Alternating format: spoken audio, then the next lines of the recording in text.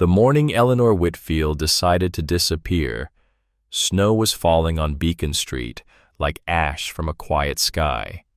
December had settled over Boston with the kind of cold that seeps through wool and stockings and finds the bone underneath. In the kitchen of the Pemberton townhouse, 3 floors below the chandeliers and the imported Persian rugs, Eleanor knelt on the slate floor and scrubbed a cast-iron pot with steel wool until her knuckles bled. She was 22 years old. She had been doing this work for 10 years. Above her, the house was waking. She could hear her cousin Cordelia laughing somewhere near the music room and the heavy footfall of Aunt Margaret coming down the main staircase.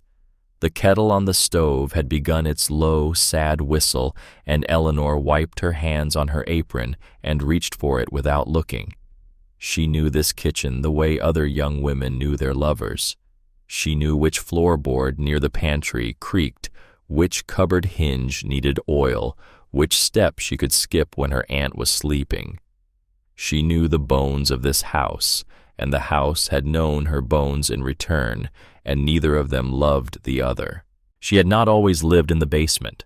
Once, a long time ago, there had been a small house on Joy Street, with a green door and a window box, where her mother grew lavender.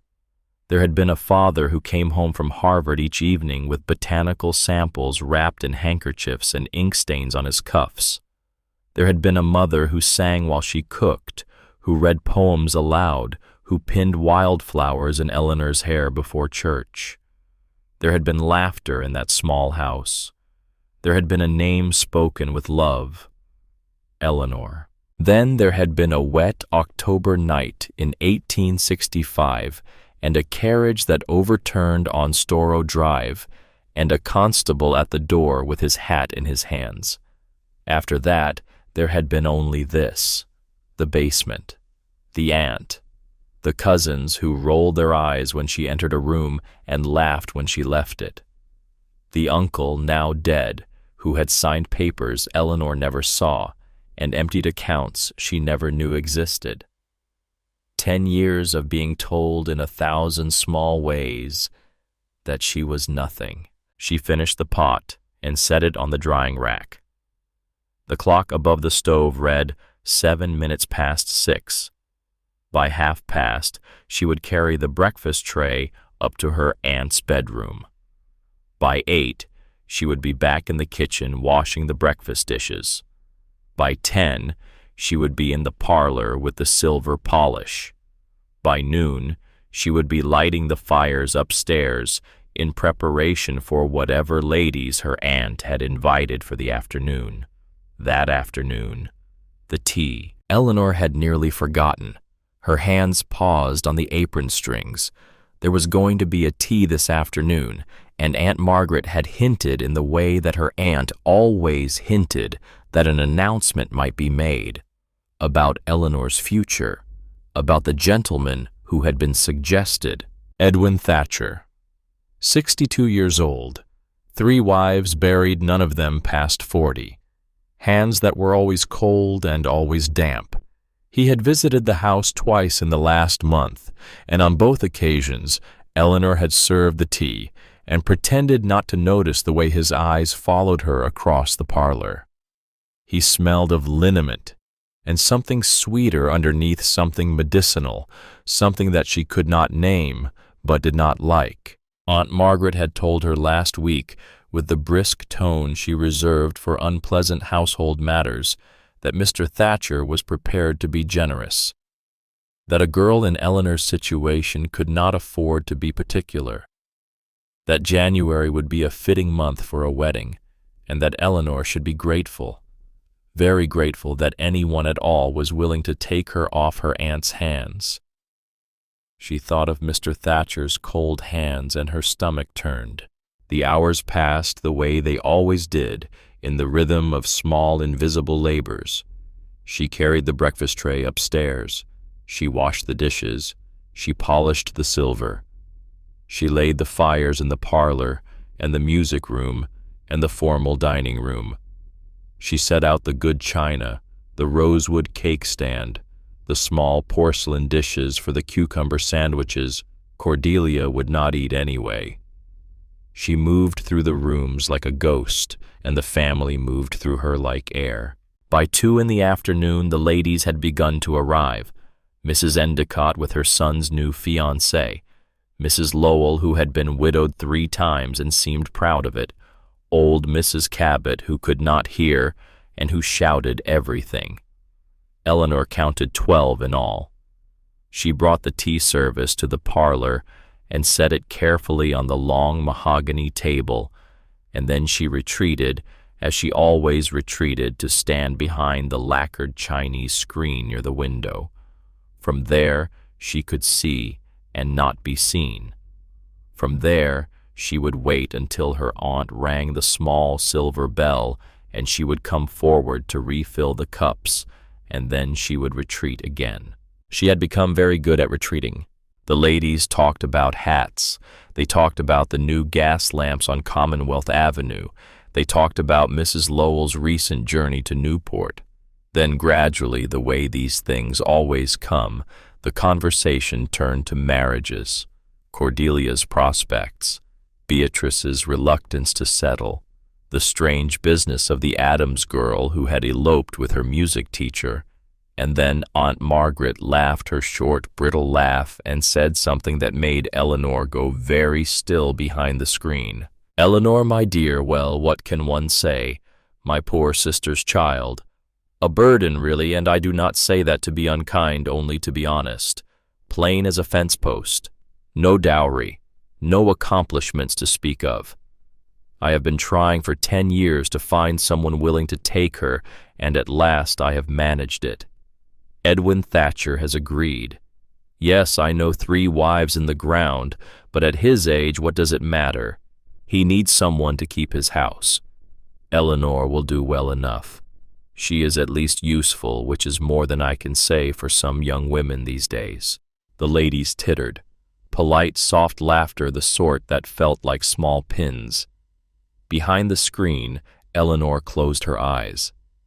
She had heard her aunt say cruel things before. She had heard herself called plain and dull and unmarriageable.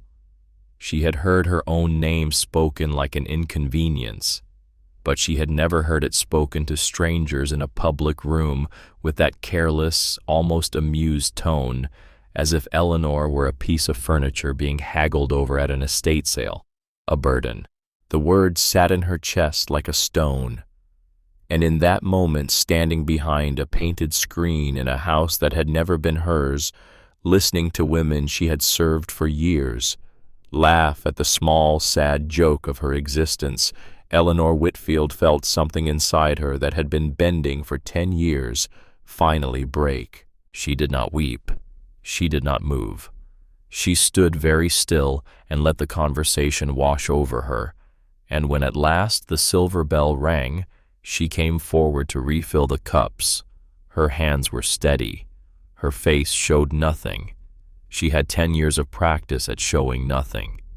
She refilled Mrs. Lowell's cup and Mrs. Endicott's cup and old Mrs. Cabot's cup, and she did not look once at her aunt, and her aunt did not look once at her, and the ladies talked on.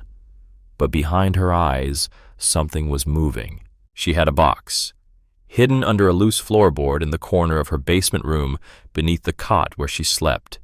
She had not opened it in 3 days. She had been waiting perhaps for some sign, for some moment when she would know that the time had come. She had not believed the moment would ever come. And now it had come in the ridiculous form of a parlor full of women drinking weak tea, and Eleanor knew with a clarity that startled her that she would be gone from this house before sunrise. That night, in the long blue hours after the ladies had gone home and the dishes had been washed and the lamps in the parlor had been turned down, Eleanor went to her basement room and locked the door. She knelt on the cold floor and pried up the loose board with her fingernails, and she lifted out the wooden box that had been her secret for almost a year. Inside lay everything she owned that mattered. Her father's botanical journal, leather bound the cover worn to softness at the corners. 8 letters tied with string addressed in a strong masculine hand to Miss Eleanor Whitfield, care of the post office in Cambridge, Massachusetts. Her grandmother's pearl earrings wrapped in silk. A small silver cameo brooch that had belonged to her mother. A ticket envelope from the Boston and Albany Railroad. $87 in folded notes, the result of many small economies and one quiet trip to a pawnbroker on Hanover Street. She read the last letter again, though she knew it by heart. Miss Whitfield, it began in handwriting that slanted forward like a man walking into wind. The arrangements you describe meet with my approval. I will meet you at the station in Stillwater Creek. Look for a tall man in a dark coat and a brown hat. My brothers and I will see you safely home from there. I find I have been thinking of you a great deal. I hope this letter finds you well. Yours sincerely, Caleb Hawthorne. Caleb, a name from another world. She had answered an advertisement 4 months ago. She had cut it from a newspaper that had been used to wrap fish at the back kitchen door, and she had carried it in her apron pocket for 2 days before she dared to write. He had asked for a practical woman of good character. He had asked for someone who could read and write and was not afraid of hard work. He had not asked for a beauty. He had not asked for a dowry. He had not asked for anything she did not have. She had written back. He had written again. 8 letters had passed between them, careful and slow, each one a little less guarded than the one before. He had told her about the mountains in the autumn, and the way the aspens in the high meadows turned so yellow they hurt to look at. He had told her about his brothers in passing, in the vague way men sometimes speak of family. She had pictured him as a man living alone with 2 hired hands. She had not asked for clarification. She had not wanted to seem foolish. He had told her in the last letter that the railroad would bring her as far as Stillwater Creek, Wyoming territory. He had told her that he would meet her at the station. He had told her that no promises would be made until they had met face to face, and that if she chose after meeting him to return home, he would pay her fare. It was perhaps the kindest sentence anyone had written to her in 10 years. She packed her small trunk by the light of a single candle, the navy blue traveling dress that she had been quietly altering in stolen hours over the past 4 months. 2 plain shifts, stockings and a winter shawl, the journal, the Bible that had been her mother's, the cameo, the earrings which she would sell in Chicago for travel money, the 8 letters, the $87 sewn into the lining of her petticoat where no one would think to look. At 3 in the morning, she let herself out the basement door. The snow was still falling. The street lamps were yellow and far apart. She walked the 4 miles to the Boston and Albany station, with her trunk in her hand and her hood pulled low, and she did not look back once. Not at the house, not at the city, not at the 10 years she was leaving behind. The cold went through her cloak and her dress and into the bones of her arms, and still she walked and she did not weep. The 5:47 train pulled out of Boston at sunrise. By the time the Pemberton household discovered she was gone, Eleanor was in Albany. By the time her aunt thought to check the basement room, she was in Buffalo. By the time anyone cared enough to send a wire, she was already crossing into Ohio, and the great long body of the country was opening before her like a book she had never been allowed to read. 6 days she rode. 6 days on hard wooden benches in third-class cars that smelled of coal smoke and tobacco and damp wool. She ate bread and dried apples and drank water from station pumps. She slept sitting upright with her trunk under her feet and her arms wrapped around it. She read her father's journal in the long blue afternoons, and she read Caleb's letters at night when the lamps in the cars were turned low. She watched the country change outside the window. Pennsylvania was green and folded, full of small farms and white churches. Ohio was flatter, broader, the towns farther apart. By Indiana, the snow was thinner and the wind colder, and by Illinois, the prairie had begun that great and terrible openness that her father had once described in a journal she had read as a child. Iowa, Nebraska, the buffalo grass turning silver in the wind. She had never imagined a sky so large. She had not known a country could be so wide. In Boston, the world had seemed small enough to be unkind. Out here, watching the prairie roll past the window for hours and hours and hours, she began to wonder if perhaps the world had simply been a bigger place all along, and no one had ever told her. She crossed into Wyoming territory on the morning of the 6th day. The mountains came up out of the western horizon like a rumor, first a smudge of blue against the sky. Then slowly, hour by hour, they grew.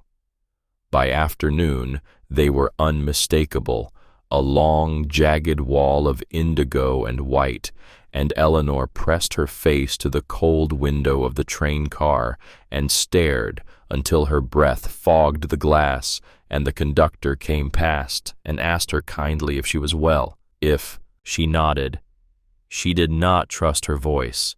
She had never seen anything that large in her life.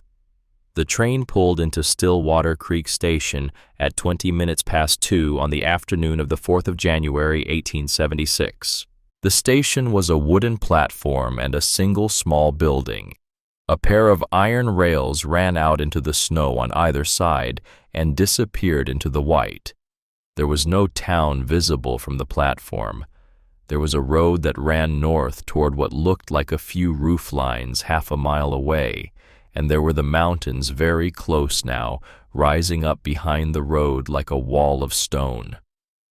Eleanor stepped down from the train with her trunk in her hand. The cold hit her like a slap. It was a different cold than Boston cold. Boston cold was wet and gray and full of city smells. This cold was dry and clean and so sharp it made her eyes water. The air smelled of pine and snow and something else she could not name, something that was simply the smell of a place where almost no one lived. Her breath came out in a great white plume. She stood on the platform and looked around. There was no one to meet her. The train pulled away behind her, gathering speed, and she watched it go with a small clenching of her chest. Then she turned and walked toward the small wooden building that served as the station house, and she pushed open the door and went inside. A bell jingled above the door. The room was warm. A cast-iron stove glowed in the corner, and an old hound dog lay beside it on a folded blanket. The dog raised its head when she came in, looked at her with patient blue eyes, and lowered its head again. Behind a counter, an old man with a chin full of gray whiskers looked up from a newspaper and rose slowly to his feet. He took in the trunk. He took in the navy blue dress that was thin for this weather. He took in the careful, exhausted set of her shoulders. He smiled gently. "Welcome to Stillwater Creek," he said. "You will be Miss Whitfield, I expect." She nodded. I am Mr. Ainsworth, station master, postmaster, and most days the man who sweeps the floor." He gestured to a chair near the stove. "Come on in out of that wind. Caleb Hawthorne wired ahead 2 days ago to say he was riding down to fetch you. The pass north has been heavy with snow. He may be late. The dog there is his. Old Banjo. I keep him while Caleb is in the high country. Banjo, lift your head, you have manners." The hound thumped its tail twice on the blanket and looked at Eleanor with mild interest. She set her trunk down beside the chair and sat. The warmth of the stove went into her bones like a drug. She had not realized how cold she was until she was no longer cold. Mr. Ainsworth poured her a tin cup of coffee from a battered pot and handed it to her without asking, and she took it and held it in both hands and almost wept at the heat of it. "Brothers," she said after a long while. The word came out smaller than she had meant it to. He said his brothers would come. Mr. Ainsworth glanced at her over the top of his newspaper. "Yes, ma'am. The Hawthorne brothers. 3 of them. They live up at the ridge half a day north on a good road and longer when the snow is deep. Good men all 3. Quiet." He paused, watching her face. "You did not know there were 3. "I knew there were brothers." Eleanor's voice was careful. "I did not know how many. I thought perhaps hired hands." Mr. Ainsworth nodded slowly, set down his paper, did not laugh, which Eleanor noticed and was grateful for. "There are 3, he said. Caleb is the oldest, then Wendell, then Jasper.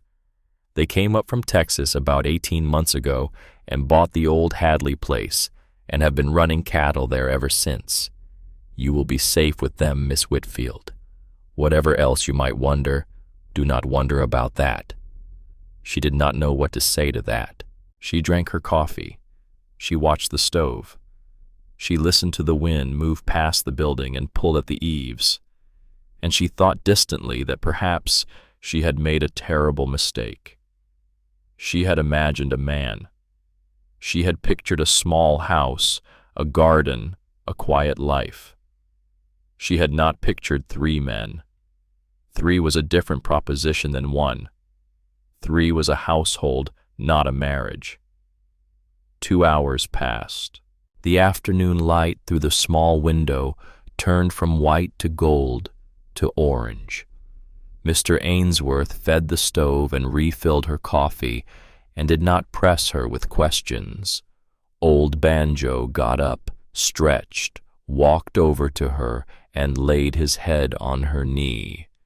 She stroked his ears without thinking, the way she had once long ago stroked the ears of a kitchen cat in a house that no longer existed.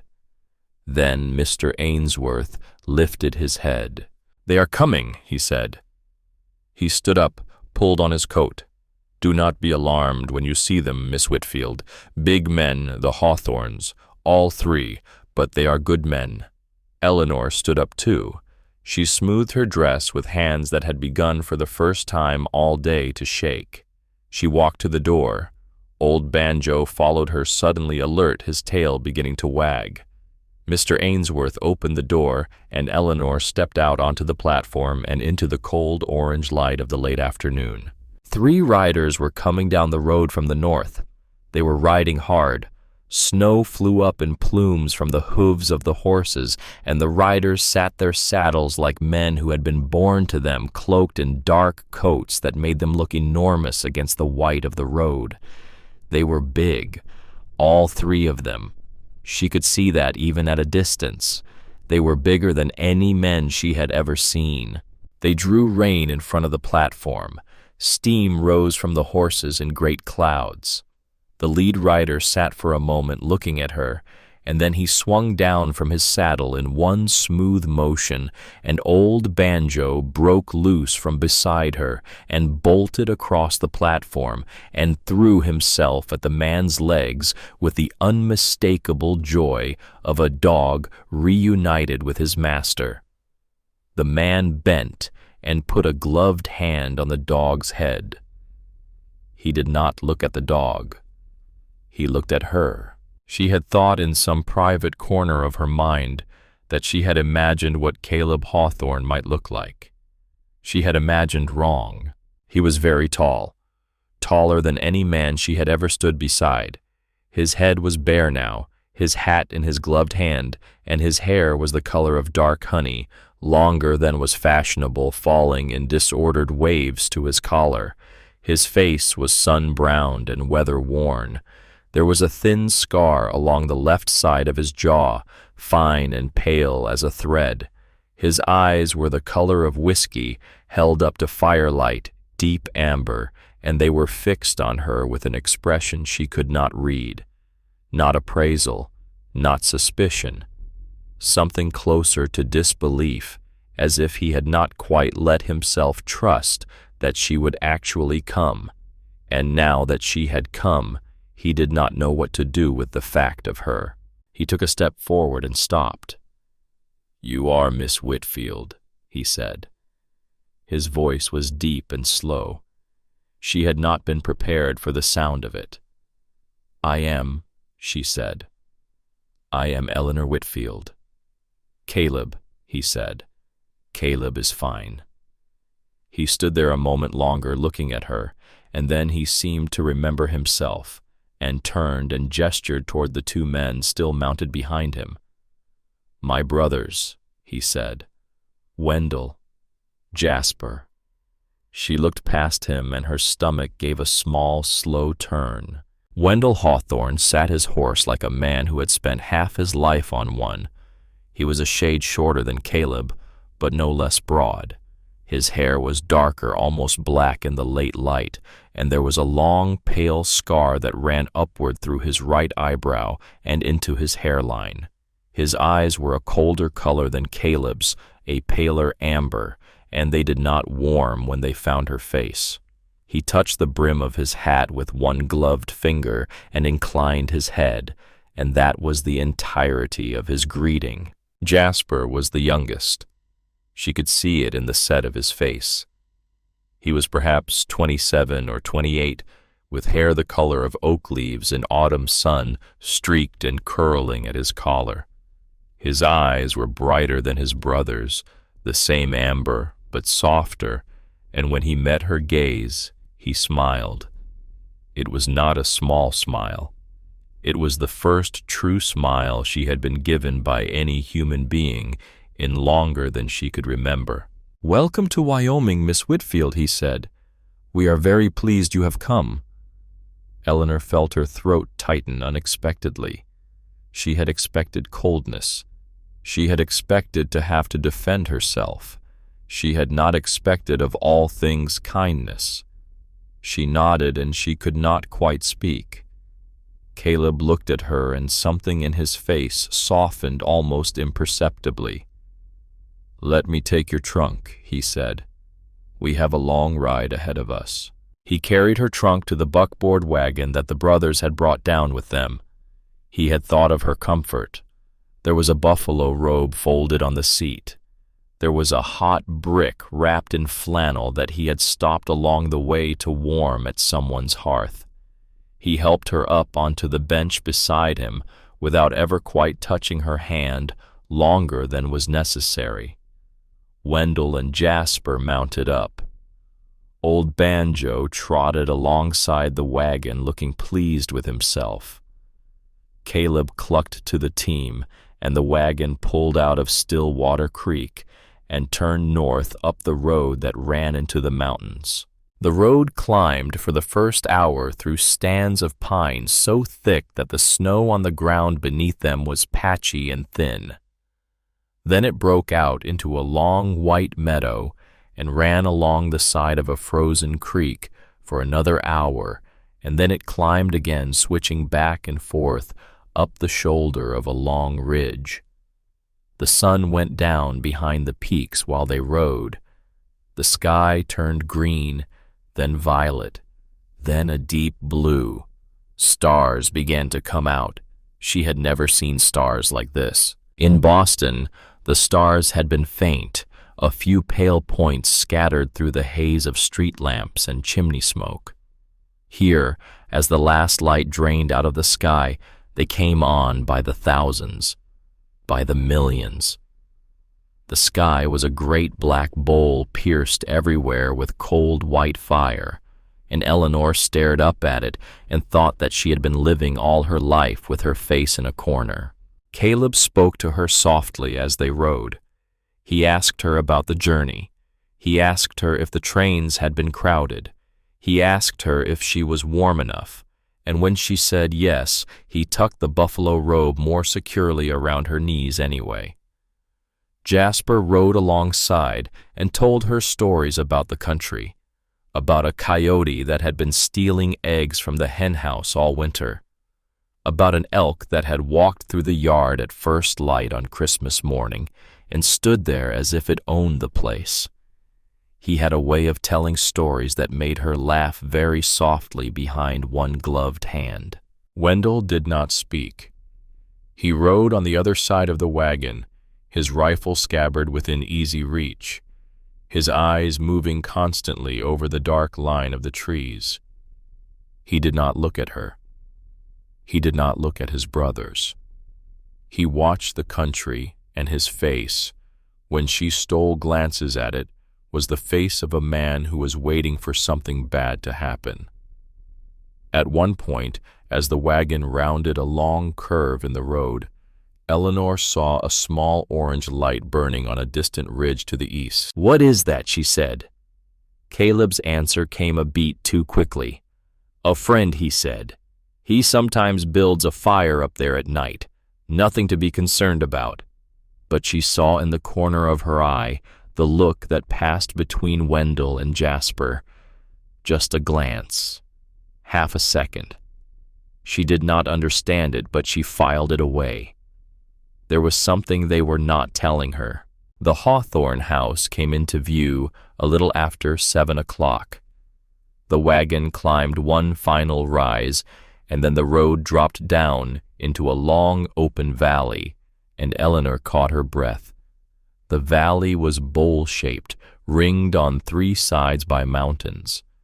A small river ran down the center half, frozen a ribbon of black water and white ice glinting under the stars. On the eastern slope of the valley, a long wooden house stood with yellow lamplight in its windows. Beyond the house she could make out the dark shapes of a barn, a corral, a smokehouse, and a smaller cabin set apart from the rest. The house was bigger than she had expected, much bigger. It was 2 stories of well-joined timber with a steep roof to shed the snow, and a great stone chimney rising from the center, and smoke from that chimney went straight up into the windless sky like a column. It looked like a place where people lived. She had not realized until that moment how badly she had wanted to come home to a place that looked like that. The wagon pulled up in front of the house, and an older man stepped out onto the porch with a lantern in his hand. He was perhaps 65 years old, gray-haired and gray-bearded, with a face that had been weathered by every wind that had ever blown across Texas. He limped slightly as he came down the steps. The lantern light fell across his eyes, which were a startling pale blue, and he removed his hat in her direction with an old-fashioned courtesy that nearly undid her. "Welcome to the Ridge, ma'am," he said. "I am Mose Hartwell. I have been riding the country for the Hawthorns a while now. I have your room ready." He had called her ma'am. In 10 years, no one had called her ma'am. She climbed down from the wagon, and Caleb steadied her elbow briefly and let go. Mose carried her trunk inside. Wendell saw to the horses without speaking. Jasper held the door for her. Old Banjo went in ahead of them as if he had been doing so all his life. The inside of the house was warm and smelled of wood smoke and beeswax and something like roasted meat. The floors were of broad pine boards, sanded smooth and rubbed with linseed oil. A great stone fireplace dominated one wall of the main room, and a fire was burning in it. There was a long dining table that could have seated 8. There were 3 deep leather chairs near the hearth. A staircase climbed to a second floor. A doorway opened into what looked like a small library, and even at a glance, Eleanor could see that the shelves were full. Shakespeare, Emerson, Walter Scott, a row of green volumes that looked like veterinary manuals, books on agriculture, books on engineering. She had not expected books. She had not, she realized, expected any of this. Caleb hung his coat on a peg by the door and turned to her. "Your room is upstairs," he said. "Mose has the fire laid. The minister rides this circuit once every 2 months. He will be here in 12 days. Until then, you have your own room and a key for the door." He paused. "If you change your mind about any of this, Miss Whitfield, I will pay your fare home. No questions asked. No hard feelings. The choice is yours." She stared at him. She had been told all her life what her choices were. She had been told there were no choices.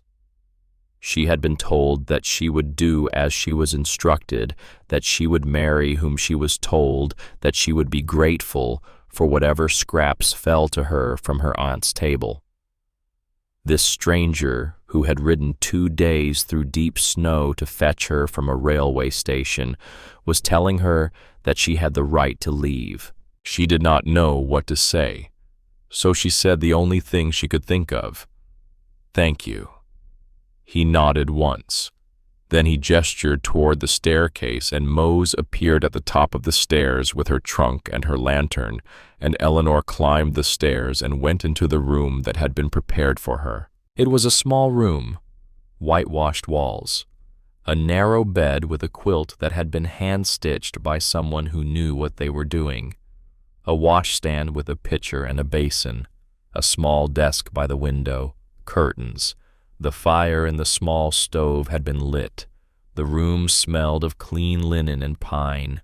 She sat down on the edge of the bed, and for the first time in 6 days, she allowed herself to cry. She cried very quietly. She cried for 10 minutes, and then she washed her face in the cold water from the pitcher and combed her hair and went down to supper. The supper was venison stew and fresh bread and butter and black coffee. The 5 of them sat around the long table, Mose at the foot, Caleb at the head, Eleanor at his right hand, Wendell across from her, Jasper at her left. Old Banjo sat under the table at her feet in the way that hounds will adopt anyone they sense is a soft touch. The conversation was careful. Caleb asked her about Boston in general terms, and she answered in general terms. Jasper made her laugh once, telling a story about a goat that had taken an unreasonable disliking to him last summer. Mose talked about the weather, about the snow on the high passes, about the way the wolves had been bolder this winter than last. Wendell said almost nothing. He ate methodically, his eyes on his plate, his shoulders set in a way that she recognized that she had spent 10 years learning to recognize the way some people set themselves against the presence of an unwelcome guest. Then halfway through the meal he set down his fork. "You should not have come," he said. The room went silent. Eleanor's hand stopped halfway to her cup. Wendell said, "Caleb." His voice was low, a warning. Wendell did not look at his brother. He looked at her. His eyes were the color of cold metal. "This is no place for you," he said. "Boston is your country. You should go back there. There is still time." Behind her, Mose was very still. Jasper had set down his bread. Eleanor put her cup down carefully on the table. She drew a long breath. She felt somewhere underneath her ribs the same bending and breaking she had felt that afternoon behind the lacquered screen in the Pemberton parlor. Only this time she did not bend. This time something in her stood up. "Mr. Hawthorne," she said. Her voice was quieter than it should have been, but it was steady. "I have lived for 10 years in a basement kitchen in Boston, rising at 4 o'clock in the morning to lay fires for women who never once looked me in the eye. I have ridden a train alone for 6 days across half the continent with $87 in my pocket. I do not believe that the weather is what I should be most afraid of in this country. But if you have another reason that I should leave, I would thank you to say it plainly." Wendell stared at her. The silence stretched. The fire in the great stone hearth popped softly. Old Banjo sighed under the table. Wendell looked at her for what seemed like a long time. Then he looked away at the fire and his jaw worked once as if he had bitten down on a word and swallowed it. "The winter is enough," he said at last. But she heard it. She heard the lie in his voice the way she had heard her aunt's lies for 10 years. He was not afraid of the winter. He was afraid of something else, and he was not going to tell her what it was. Across the table, Caleb's eyes had not left her face. There was something in them that had not been there before. Not surprise, exactly. Something more like recognition, as if he had just seen her fully for the first time. Mose drew on his pipe. The smoke went up in a slow blue spiral. "Boston girl," he said softly, almost to himself. "I have seen a lot of women come to this country. Most of them do not last the first winter. But the ones that do, ma'am, the ones that do, they become the spine of this place. I think you have got that spine. I think you do not know it yet, but I think you do." Eleanor did not answer. She picked up her cup. Her hand had stopped shaking. She drank her coffee and she finished her stew, and she did not look at Wendell again. Later, when the dishes had been cleared and the fire had been banked, and the brothers had gone out to check the stock for the night, she stood at the small window of her upstairs room and looked out across the moonlit valley. The mountains rose around her like the walls of an enormous, quiet room. The sky was full of stars she did not have names for. Somewhere far away on a high ridge, an orange light flickered and went out. Eleanor pressed her forehead against the cold glass. She did not know what these brothers were hiding. She did not know what shadow lay on this beautiful valley. She did not know what the next 12 days would bring, or the next 12 weeks, or the next 12 years. But she knew with a strange new certainty that had been born in her at supper that for the first time in her life she had spoken back. And no one had struck her for it, and no one had laughed. In the morning she would begin to find out what she had walked into. Outside in the dark beyond the window, Old Banjo lifted his head from the porch boards and looked north where the orange fire on the ridge had been, and he gave one low, quiet whine into the cold air, as if he too were waiting for something to come. The first 3 days at Hawthorne Ridge passed for Eleanor in the careful, watchful manner of a woman learning the bones of an unfamiliar house. She rose at 5 the way she had always risen. Old habits did not loosen in a single night. She lit the kitchen stove. She set the coffee on. She kneaded bread on the long pine board that Mose Hartwell had set up near the window, and by the time the men came in from the morning chores, breakfast was on the table. No one had asked her to do this. That was the strangest part. In Boston, every task had been an obligation. Here, she did the work because she did not know what else to do with her hands, and because it gave her a small private comfort to feel useful in a house that for now was not yet hers. Caleb watched her the way a man watches weather. He did not interfere. He did not praise. He thanked her simply when she set his coffee in front of him, and he ate what she put on his plate, and she noticed that he ate slowly with the unhurried economy of a man who had learned at some point in his life not to take meals for granted. Wendell still did not speak to her.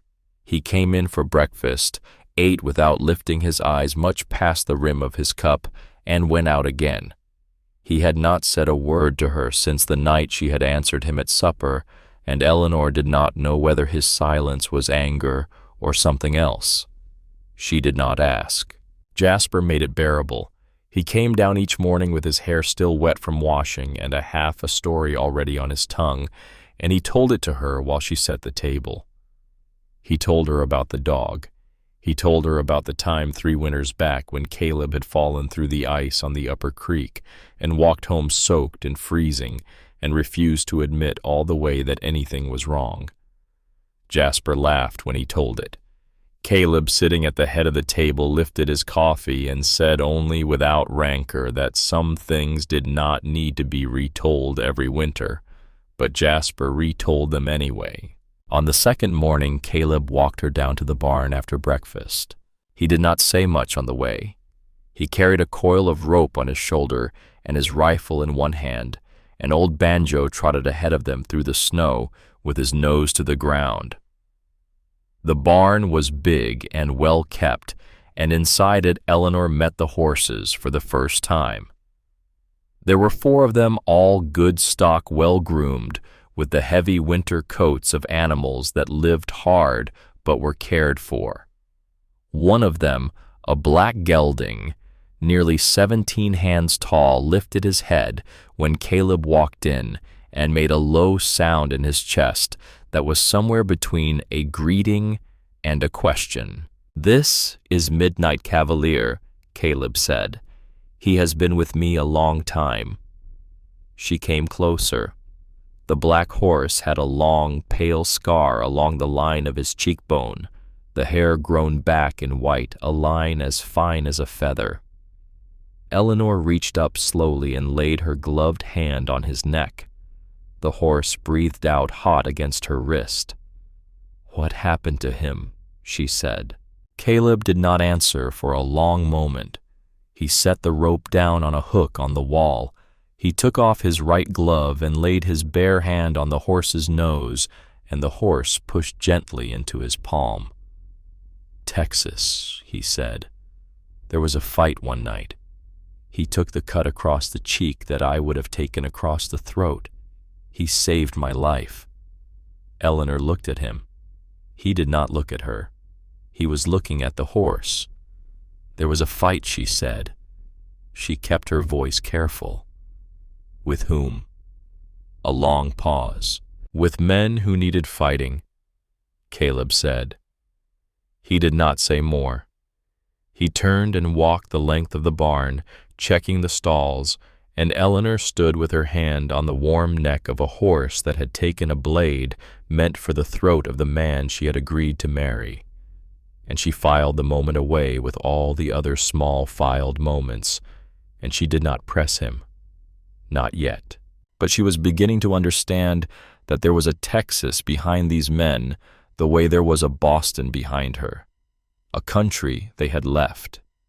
A reason they had left it.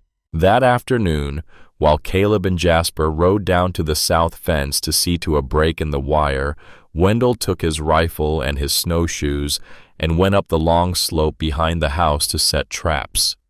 Mose was repairing a door on the smokehouse. Eleanor found that she had, for the first time since arriving, a stretch of the day to herself. She put on her cloak. She wrapped her shawl around her head and shoulders. She went out into the yard. She was not snooping. She told herself this as she walked. She was simply learning the place. A woman who was going to live here perhaps for the rest of her life had every right to walk her own ground. She walked past the chicken coop, past the smokehouse where Mose lifted his hand to her in greeting without looking up from his work, past the corral where the 4th horse, a red mare, lifted her head and watched her pass with mild interest. She walked along the west side of the barn where the snow was knee-deep in places and unbroken by tracks. She walked because she was restless. She walked because after 6 days on a train and 4 nights in someone else's house, the body needs to walk. It was at the back of the barn that she found the cellar door. She had not noticed it before. It was set into the slope of the hill behind the structure, half hidden by a drift of snow that had blown up against the boards. A door of weathered planks, latched but not locked, set flush with the ground at an angle. A root cellar. Every farm had one. There would be potatoes inside, onions, salt pork, preserves. The ordinary stores of an ordinary household. She told herself she was only curious about the household stores. She lifted the latch. The door swung up with a small, dry creak. Cold air sighed up out of the dark. She found a candle and a tin of matches on a small shelf just inside the doorway, where a sensible household would keep them, and she struck a match and lit the candle and went down the stone steps into the dark. The cellar was as she had imagined: sacks of potatoes, strings of onions hanging from rafters, a barrel of salt pork, crocks of pickled cabbage and pickled beets sealed with wax, smoked ham wrapped in muslin, the familiar, comforting smell of a country pantry in winter. But at the back of the cellar, against the far stone wall, half covered by a piece of old oilcloth, there was a wooden chest. It was the wrong thing to find in a root cellar. A root cellar had food in it. A root cellar did not have a chest with brass corners and a tarnished lock. A chest like that belonged in an attic, not in the cold ground beneath a barn. Eleanor stood looking at it for a long moment in the candle light, and she felt in the back of her neck the same prickling she had felt as a child when she had been about to do something she would be punished for. She told herself she should turn around. She told herself she should go back upstairs. She did neither. She crossed the cellar and lifted the oilcloth. She knelt in front of the chest. She tried the lock. It was not locked. The hasp had simply been thrown closed, the way a man might close a chest he did not expect anyone to find. Eleanor lifted the lid. Inside the chest was carefully packed. On the top lay a folded United States flag, the small kind a soldier might carry. Beneath it, 2 small leather cases, the kind that held service medals. Beneath those, a Bible. A heavy old Bible bound in dark leather, its corners cracked with age. She lifted the Bible out and opened it on her knee. The flyleaf had a family tree written on it in 2 different hands. The older hand faded and brown listed Jacob Bramwell, born 1812 in Tennessee. Hannah Hawthorne. Bramwell, born 1818 in Virginia. Their wedding date in 1838. Then the children. Caleb Bramwell, born 1840. Wendell Bramwell, born 1843. Jasper Bramwell, born 1848. And one more name in a younger hand, the strokes uneven, the letters, careful as if someone very young had been allowed to write it themselves. Hester Bramwell, born 1856. Eleanor stared at it. Bramwell, not Hawthorne. She sat back on her heels. The candle flickered in her shaking hand. The name moved in her chest like a stone dropping into deep water. She turned the page. There were dates of death written in the older hand in ink that was darker than the rest. Jacob Bramwell died April 1870. Hannah Bramwell died April 1870. Hester Bramwell died April 1870. 3 deaths, all in the same month. A family struck down together. She closed the Bible. Her hands were not steady. She lifted the smaller leather cases out of the chest and opened them. She had seen medals like these before in the homes of widowed neighbors in Boston. They were Confederate cavalry medals. One bore the name C. Bramwell. The other bore the name W. Bramwell. Underneath them, neatly folded, was a yellowed newspaper clipping. She did not want to read it. She read it anyway. Bramwell brothers wanted for the murder of 6 men in Comanche County. Reward $500 each. She sat very still. Underneath the clipping was a small photograph, a pharaoh-type set in a cardboard frame. A family of 5 posed on a porch. A tall, thin man in his middle years with a grave face, a woman with a soft mouth, her hands folded in her lap. 3 boys, perhaps 15 and 12 and 7, lined up in order of height. and in front of them all, leaning against her mother's knee, a little girl of perhaps 10, with her hair in 2 long braids, her eyes bright, her chin lifted, her mouth caught in the beginning of a laugh. Hester, the girl who had been 14 when she died. Eleanor placed her hand on the picture very gently, as if she were afraid of disturbing the dead. She did not hear the cellar door open. She did not hear the boots on the stone steps. She heard only a voice behind her, low and tired, that said, "So now you know." She turned. Wendell Hawthorne stood at the foot of the steps with his rifle in his hand. He did not have it pointed at her. He held it the way a man holds a tool he has not yet decided whether to use. The candlelight made his face look older than his 33 years. The scar through his right eyebrow was a line of white in the dim light. His eyes were not cold now. They were tired, and they were sad, and they were watching her without any apology at all. Eleanor did not move. "Are you going to kill me?" she said. She had not meant to say it. The words came out of her of their own accord. Her voice was steadier than she would have expected. Wendell looked at her. "No, ma'am," he said. "I am not going to kill you. I have never killed an innocent person in my life, and I am not going to start tonight." He set the rifle down.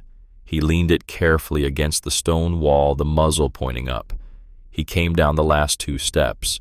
He sat down across from her on an upturned crate, and the candle was between them, and he laid his gloved hands on his knees and looked at her across the small bright flame. "But you have a right to know what you have walked into," he said, "and you have a right to choose what you do about it." She listened. He told her then, in the cold of the cellar, with the oilcloth pushed back and the chest open between them, the story she had not been told.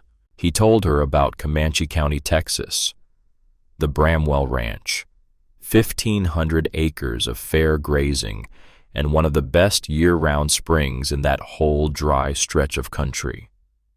He told her about Asa Crane, the cattle baron, whose land bordered theirs, who had needed water, and who had decided that the Bramwell Spring was going to be his.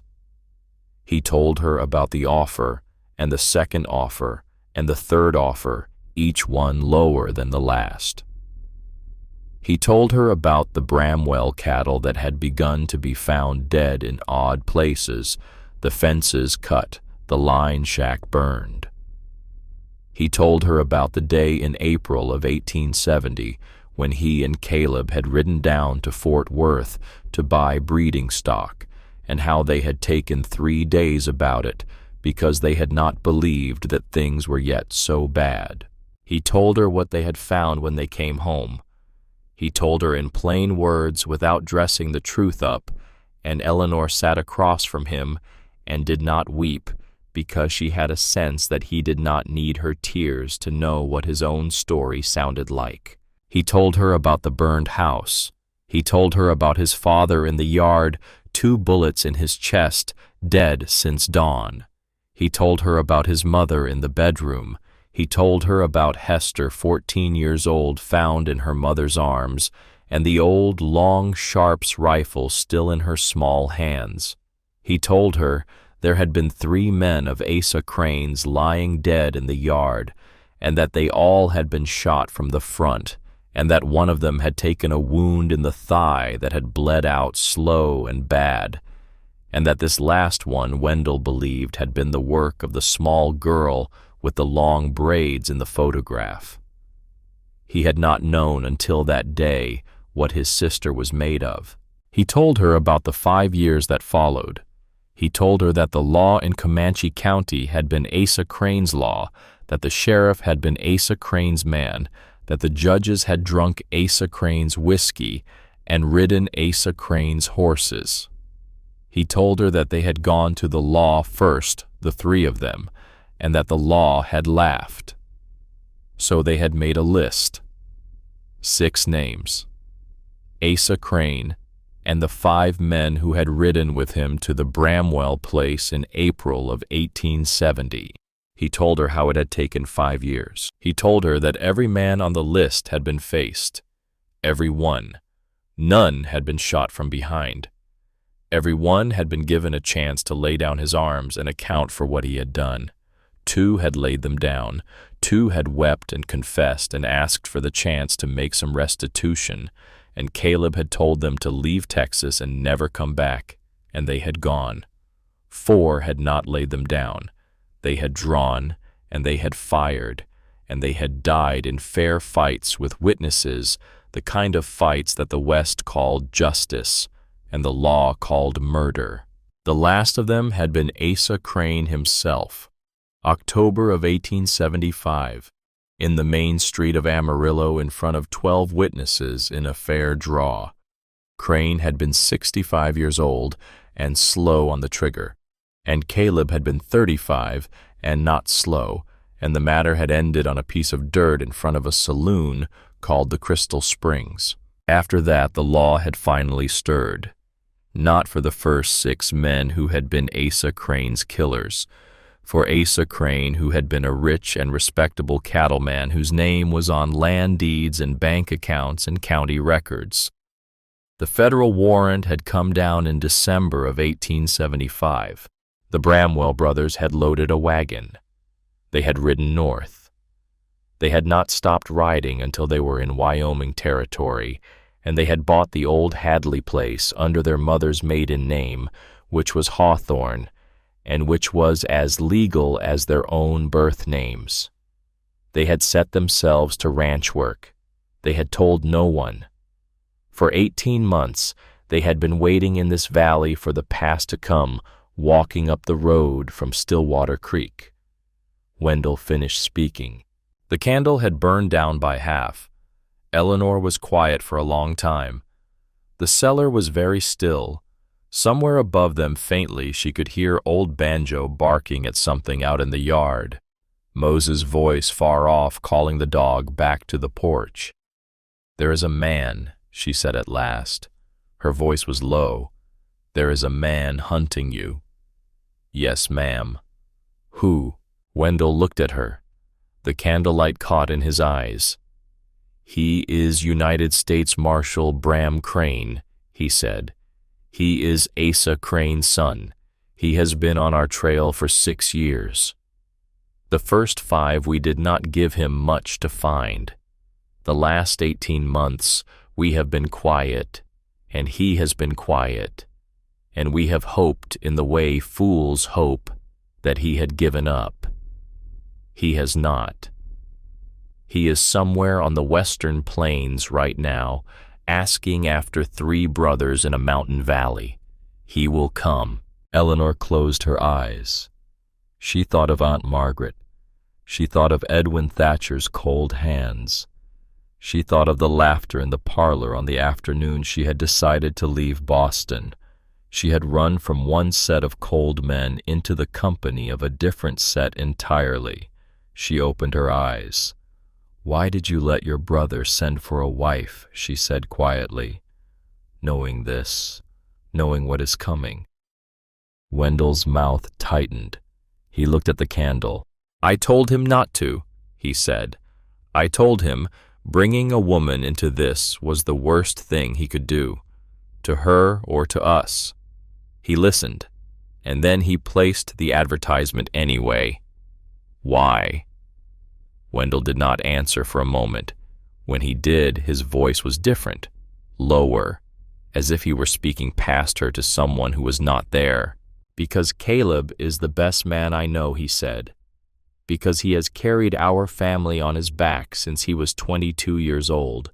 Because he held our mother when she died, and our sister when she died, and our father when he died, and he did not weep then, and he has not wept since, and a man cannot live like that forever. Because for 4 months he sat at that desk in the library and read your letters by the lamp at night, and he read them slow, and he read them again. And one evening in November, I found him asleep at the table with one of your letters in his hand, and his face, while he was asleep, was the face of a man who had remembered how to hope. I have not seen him hope in 6 years. I told him he had no right to it. I told him you were not a thing he could ask of God. He said he knew. He said it anyway. Wendell stopped. He looked at her. I did not want to like you, he said. I am sorry. I am still going to ask you to leave. Eleanor looked down at her hands. They were folded in her lap. The pearl earrings of her grandmother, sold for $87, had brought her to this candle in this cellar. The botanical journal of her father, with its careful sketches of milkweed and morning glory, had ridden across half a continent in her trunk. She had nothing left of either of her parents but the things she had brought and the choice she was about to make. She thought of Edwin Thatcher. She thought of the basement on Beacon Street. She thought of a man who had read her letters slowly by lamplight and had remembered how to hope. I will think on it, she said. Wendell nodded. He stood. He picked up his rifle. He paused at the foot of the steps. Whatever you decide, he said, do not tell my brothers what you have seen tonight. That is not my secret to give. It is theirs. You decide first what you will do, and then we will tell them together. If you stay, we tell them. If you go, we tell them. Either way, they hear it from me, not from you. Do we have an understanding? Yes, she said. Above them, the cellar door was suddenly thrown open. Light came down the steps. Caleb's voice, sharp with sudden alarm, called down into the dark. Wendell. Eleanor. Are you down there? Wendell did not look away from her. His eyes held hers a moment longer. She knows he set up the stairs. She found the chest. Silence. Then very quietly, Caleb's voice. Come up, all of you. Come up to the kitchen. We will talk. Eleanor closed the chest. She blew out the candle. She climbed the cellar steps with her hand on the cold stone wall to steady herself. Caleb stood at the top lantern in his hand, his face in shadow. He did not speak. He stepped aside to let her pass. She walked across the yard with her cloak pulled tight. An old banjo padded silent at her heels, and the wind off the mountains moved through the pines with a long, low sound that was almost like breathing. Inside, the kitchen lamp had been turned up. Jasper sat at the table, his face white. He had not been told yet. He could see in his brothers' faces that something had broken. Mose stood by the stove with his arms folded. The fire had been built up high. Caleb pulled out a chair for her. He did not sit. He stood at the head of the table and he said, looking at her and not at his brothers, Eleanor, I owe you the truth. I owed it to you in Boston. I owed it to you on the platform at the station. I should have written it in my last letter. I did not. I told myself I would tell you when you arrived. Then you arrived, and I told myself I would tell you tomorrow. Then tomorrow came, and I told myself another tomorrow. Wendell has done what I should have done.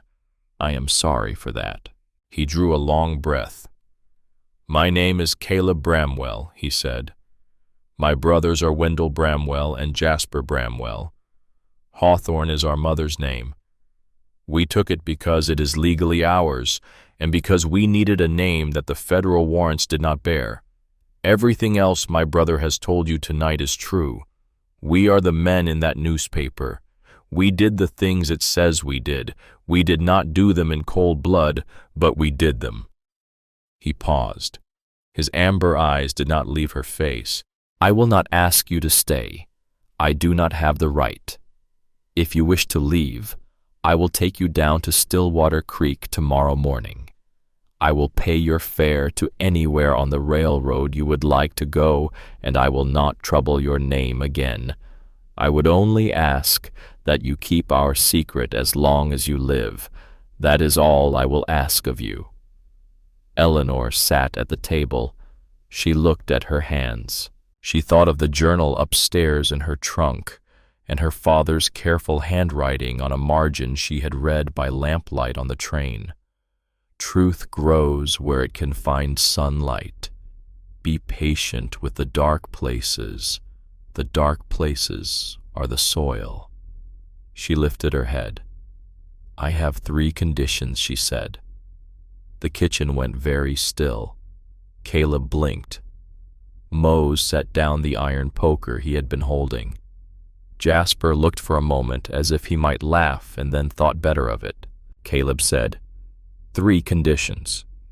Yes, she said. If I am to stay, I have 3 conditions. The first is that you will never lie to me again. Not by silence, not by half a truth. If a federal marshal is riding through the country, I will know. If a man is threatening this place, I will know. I am 22 years old, and I have been a child long enough. I will not be a child here. Caleb opened his mouth. He closed it. He nodded. The second condition, she said, is that the wedding will go forward when the minister comes, but not as an arrangement. I want to know whether you wish to marry me as a man marries a woman, or as a man takes on a piece of cover to make himself look ordinary. I will accept either answer, but I want the answer. Caleb did not answer at once. He came around the table. He did not sit. He stood beside her chair and looked down at her, and his face in the lamplight was the face of a man who had been carrying something heavy for a very long time and was setting it down in front of her. For 4 months, he said, every time one of your letters came, I read it 3 times before I went to bed. I am not a man given to romance, Miss Whitfield. I am a hard man. I have done hard things. But you wrote to me about your father. You wrote to me about the way the lily of the valley smelled in your mother's garden. You wrote to me with the same care that you would use carrying water across a swept floor, and I wanted very much to know the woman who could write like that. When I saw you on the platform in Stillwater Creek, I was afraid you would be disappointed in me. I was not afraid of the other way around. I would marry you as a man marries a woman, Eleanor Whitfield, if you will have me. That is my answer. The kitchen was very quiet. Eleanor breathed in once, slowly. She breathed out. The third condition, she said. If Marshal Crane comes, we do not run. Whatever else this household does, it does not run. There is a way out of this that does not require anyone else to die. I do not know yet what it is, but I know it exists. I have a head for puzzles. My father taught me. I would like the chance to use it. Wendell, leaning against the wall by the door, lifted his head. For the first time since she had met him, his mouth moved into something that was not quite a smile but was close. All right, he said quietly. Caleb said, all 3. Mose by the stove said nothing, but his old blue eyes were wet, and he turned away to feed another stick to the fire that did not need feeding. The minister came 8 days later. His name was Reverend Pemberton Quincy. He was 65 years old with white whiskers and a bent back from a long-ago Union Army wound. He had been a chaplain at Antietam. He did not know that he was about to bless the marriage of a Confederate cavalryman, and Caleb did not see any need to tell him. The Reverend stood in the parlor of the Hawthorne house in his black coat and his white collar, and he read the words of the service in his clear old voice, and he asked Eleanor if she would have this man, and Eleanor said she would. She wore the navy blue traveling dress. She had no other. She wore her mother's silver cameo at her throat. Her hair had been brushed until it shone and pinned up in a simple knot, and tendrils of it had escaped already around her temples.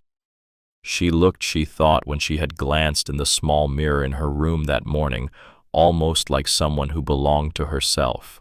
Caleb wore a black coat and a white shirt that he had had made for the occasion in Cheyenne the previous fall on a hunch he had been ashamed to name.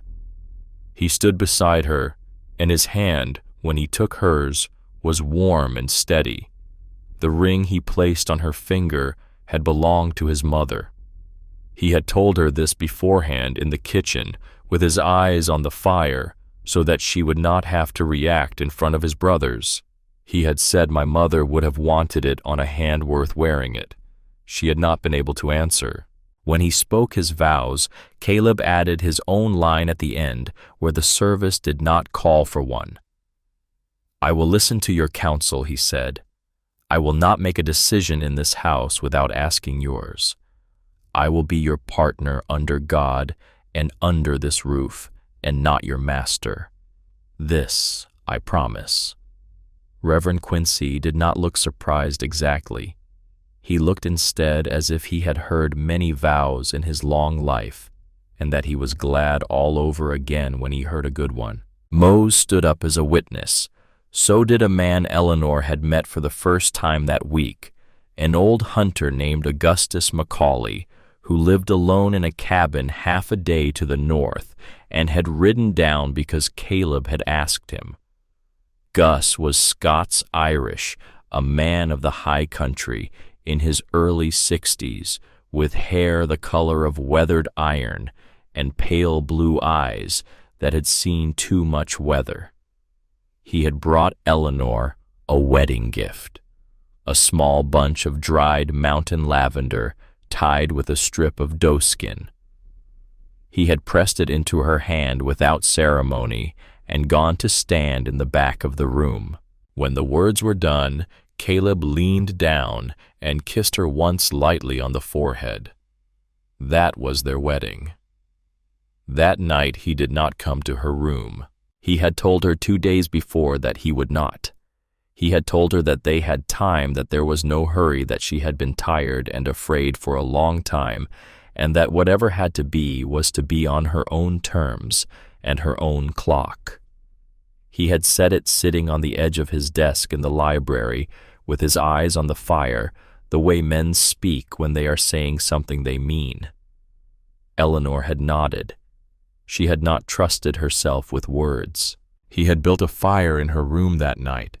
He had set fresh water in the basin. He had laid a small green book on the bed pillow with no note, no inscription. A second-hand copy of her father's first published paper on the wildflowers of New England, which he had ordered somehow from a bookseller in Philadelphia. She held the book in both hands for a long time. Then she sat down on the edge of the bed, and at last, in the privacy of her closed door and her single candle, she did weep. Outside in the yard, old Banjo walked his slow circuit around the house. The fire on the high ridge did not burn that night. The valley was quiet. In the morning, the marriage began. Marriage, she discovered, was nothing like what she had been taught. She had been raised by women who described it as a contract of duty, a roof in exchange for service, a name in exchange for obedience.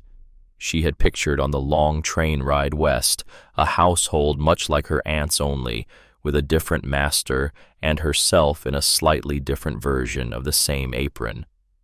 Caleb did not give her an apron. He gave her the first morning after the wedding a key, the key to the strong box in the library where the household money was kept. He showed her the ledger. He showed her the columns.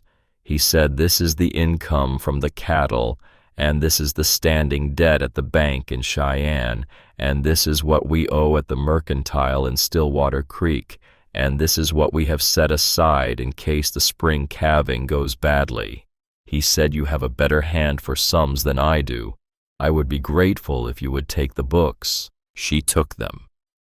Within 3 days, she had found 2 errors, small ones. A misplaced decimal in the feed account, a double entry in the November column. He had thanked her without flinching. He had said, "You see." He had not been embarrassed. He had not been threatened. He had been pleased the way a man is pleased when a partner does what a partner is supposed to do. It was a small thing. It changed everything. She drew up plans for a medicinal herb garden working from her father's journal. Yarrow, echinacea, comfrey, mountain mint. She showed Caleb the sketch on the kitchen table one evening, her finger moving across the lines she had drawn, and Mose came up behind her chair and looked over her shoulder and said low, "That is a thinking woman's garden, ma'am." And Caleb said simply, "When the snow goes, we break the ground wherever you say." Jasper began to bring her books from the small library without being asked. Walter Scott, a book of poems by Tennyson she had never read. He would set them on the kitchen table at her elbow when she was peeling potatoes, and he would say nothing and walk away. Wendell was the slowest to come in. He did not speak to her much, even after the wedding. He watched her. She caught him at it sometimes, his amber eyes on her face across the breakfast table, and when she looked up, he would look away. But she noticed that he had begun on the third morning to bring in the firewood for her stove without being asked. She noticed that he had begun on the fifth morning to tip his hat to her when he came in from the yard. Small things, tiny weather, the slow softening of a hard thing. Then one morning, 15 days after the wedding, Augustus Macaulay rode down from his cabin in the North Hills, and he sat his horse in the yard, and would not dismount, and he would not come inside. Caleb went out to him. Eleanor watched from the kitchen window. She saw Gus speak. She saw Caleb's face change. She saw Caleb turn and look once briefly at the house. Then Caleb came back inside, and he closed the door behind him very carefully, and he stood with his back against the door for a moment before he spoke. "There are men in Stillwater Creek," he said, "asking after 3 brothers who run cattle in a mountain valley. They are not lawmen. Gus knows the look. They are gun hands. 5 of them. They came in 2 days ago, and they have not left. They are drawing pay from a man named Cyrus Whitlock." Wendell behind him set down his coffee cup very slowly. Eleanor had heard the name once before. She remembered. Mose had mentioned a Cyrus Whitlock in passing during her first week when she had asked about the neighbors. He had said a big rancher down south, owns a deal of country, wants to own more. Now sitting at the table with her hands very still around her own cup, she watched the brothers' faces, and she watched Mose's face, and she saw in all of them that this was the second front. The federal marshal was still out there somewhere on the plains. He was still coming. But before the marshal arrived, this country was about to test them in a different way. A cattle baron who needed water. 5 gun hands at the saloon in Stillwater Creek, a long valley with one good year-round spring, and a family that for reasons of its own could not run. Caleb looked at her. "Eleanor," he said, "you said you wanted to be told." "Yes," she said, "I did." "Then I am telling you," he said. "The trouble has come to the door. Now we decide what we do." And outside on the porch, old Banjo lifted his great gray head and looked south down the valley road, and he made deep in his chest a low warning sound, the kind a hound makes when it has caught a scent on the wind that it does not yet trust. The trouble came in pieces, the way trouble often does in country like that. Not all at once, not in a single bright flash that a man could meet head-on with a rifle in a steady hand. It came in small, mean pieces, each one designed to wear them down a little further, each one designed to make the next piece seem reasonable by comparison. The first piece came on a Tuesday, 3 days after Augustus Macaulay had ridden down from the high cabin with the news of the gun hands at the saloon. Caleb and Jasper rode the south fence at first light as they did once a week in winter, and they came back in by noon with their faces set hard. 40 yards of wire had been cut clean through.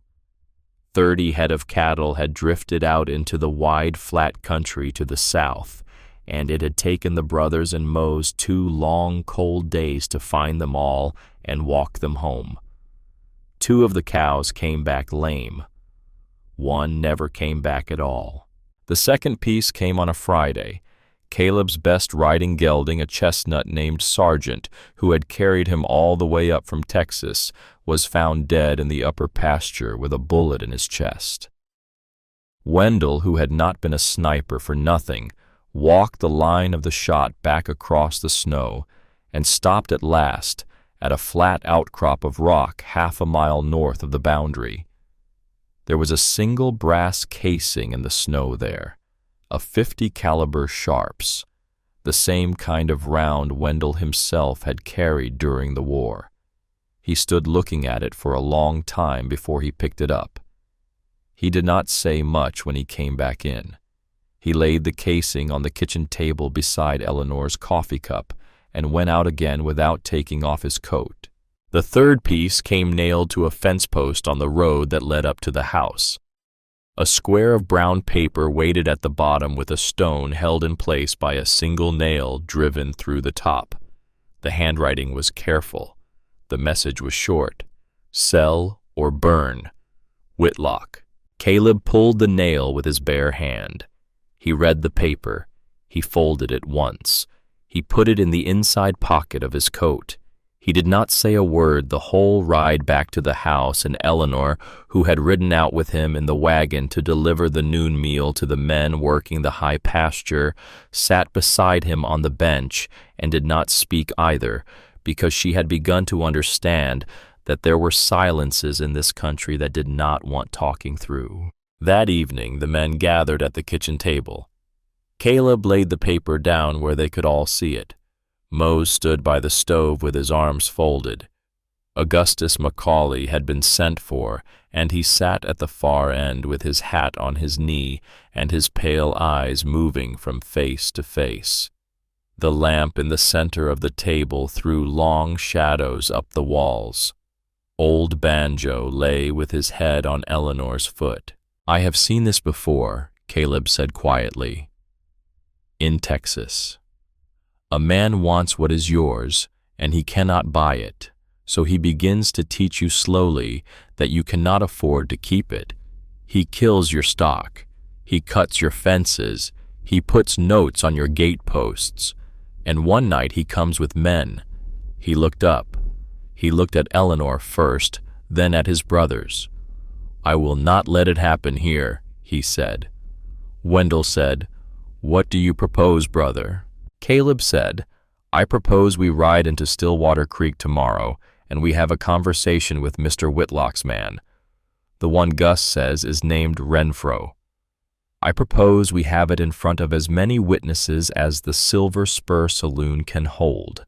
I propose he understand in plain language that this household is not Texas, and these brothers are not what we were 10 years ago, and that he has badly misjudged the value of what he has come to buy." Eleanor said, "I would like to come with you." The kitchen went still. Caleb turned to her. He did not say no immediately. That was, she had begun to understand one of the things she loved about him. He did not say no immediately to anything she said. He turned the question over the way he might turn a horseshoe, looking at every side of it.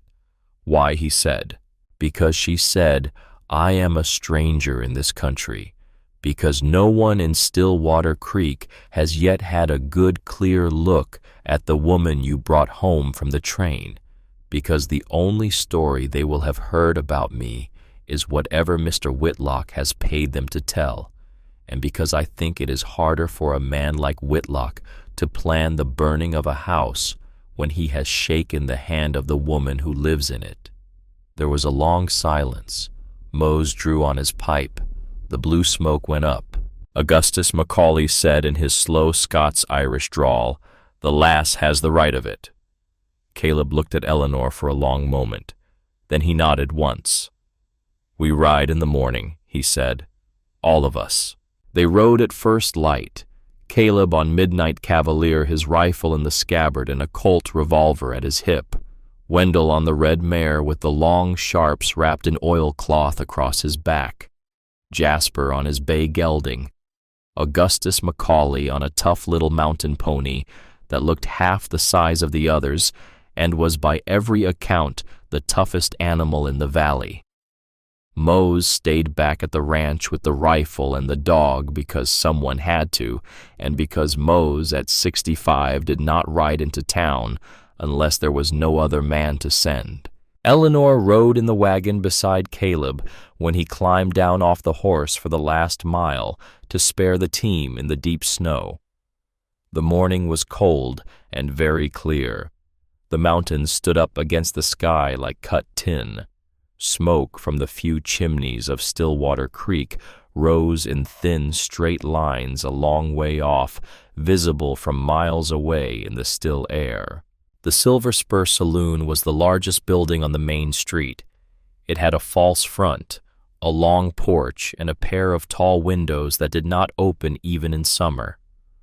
When Caleb pushed open the swinging doors and walked in with Wendell at his right shoulder and Jasper at his left, and Augustus Macaulay a half step behind, the conversation in the room dropped by half. Eleanor came in last, her hand on Caleb's left arm. She felt every eye in the room turn to her. She did not look down. She had spent 10 years looking down. She did not have any look down left in her. Sterling Renfro was at the bar. He was a tall man in his middle 30s, lean and dressed in good black wool, with a low-slung gun belt and a face that had been handsome before something had hardened it. He turned slowly on his stool when the doors banged shut behind them. His eyes went over the brothers. They went over Augustus Macaulay with a flicker of recognition that he covered quickly.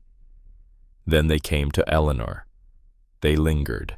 "Mr. Hawthorne," Renfro said. He did not stand. "We were beginning to wonder when you would come down and visit." Caleb did not return the smile.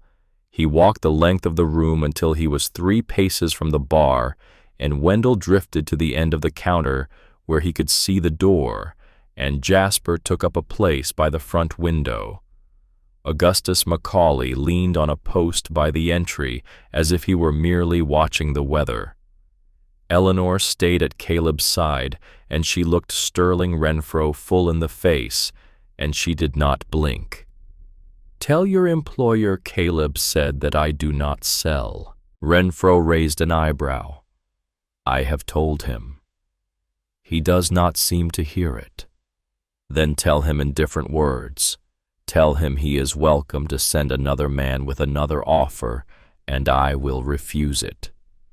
Tell him he is welcome to send another note, and I will burn it. Tell him that the next fence he cuts on my place will cost him more than he expects.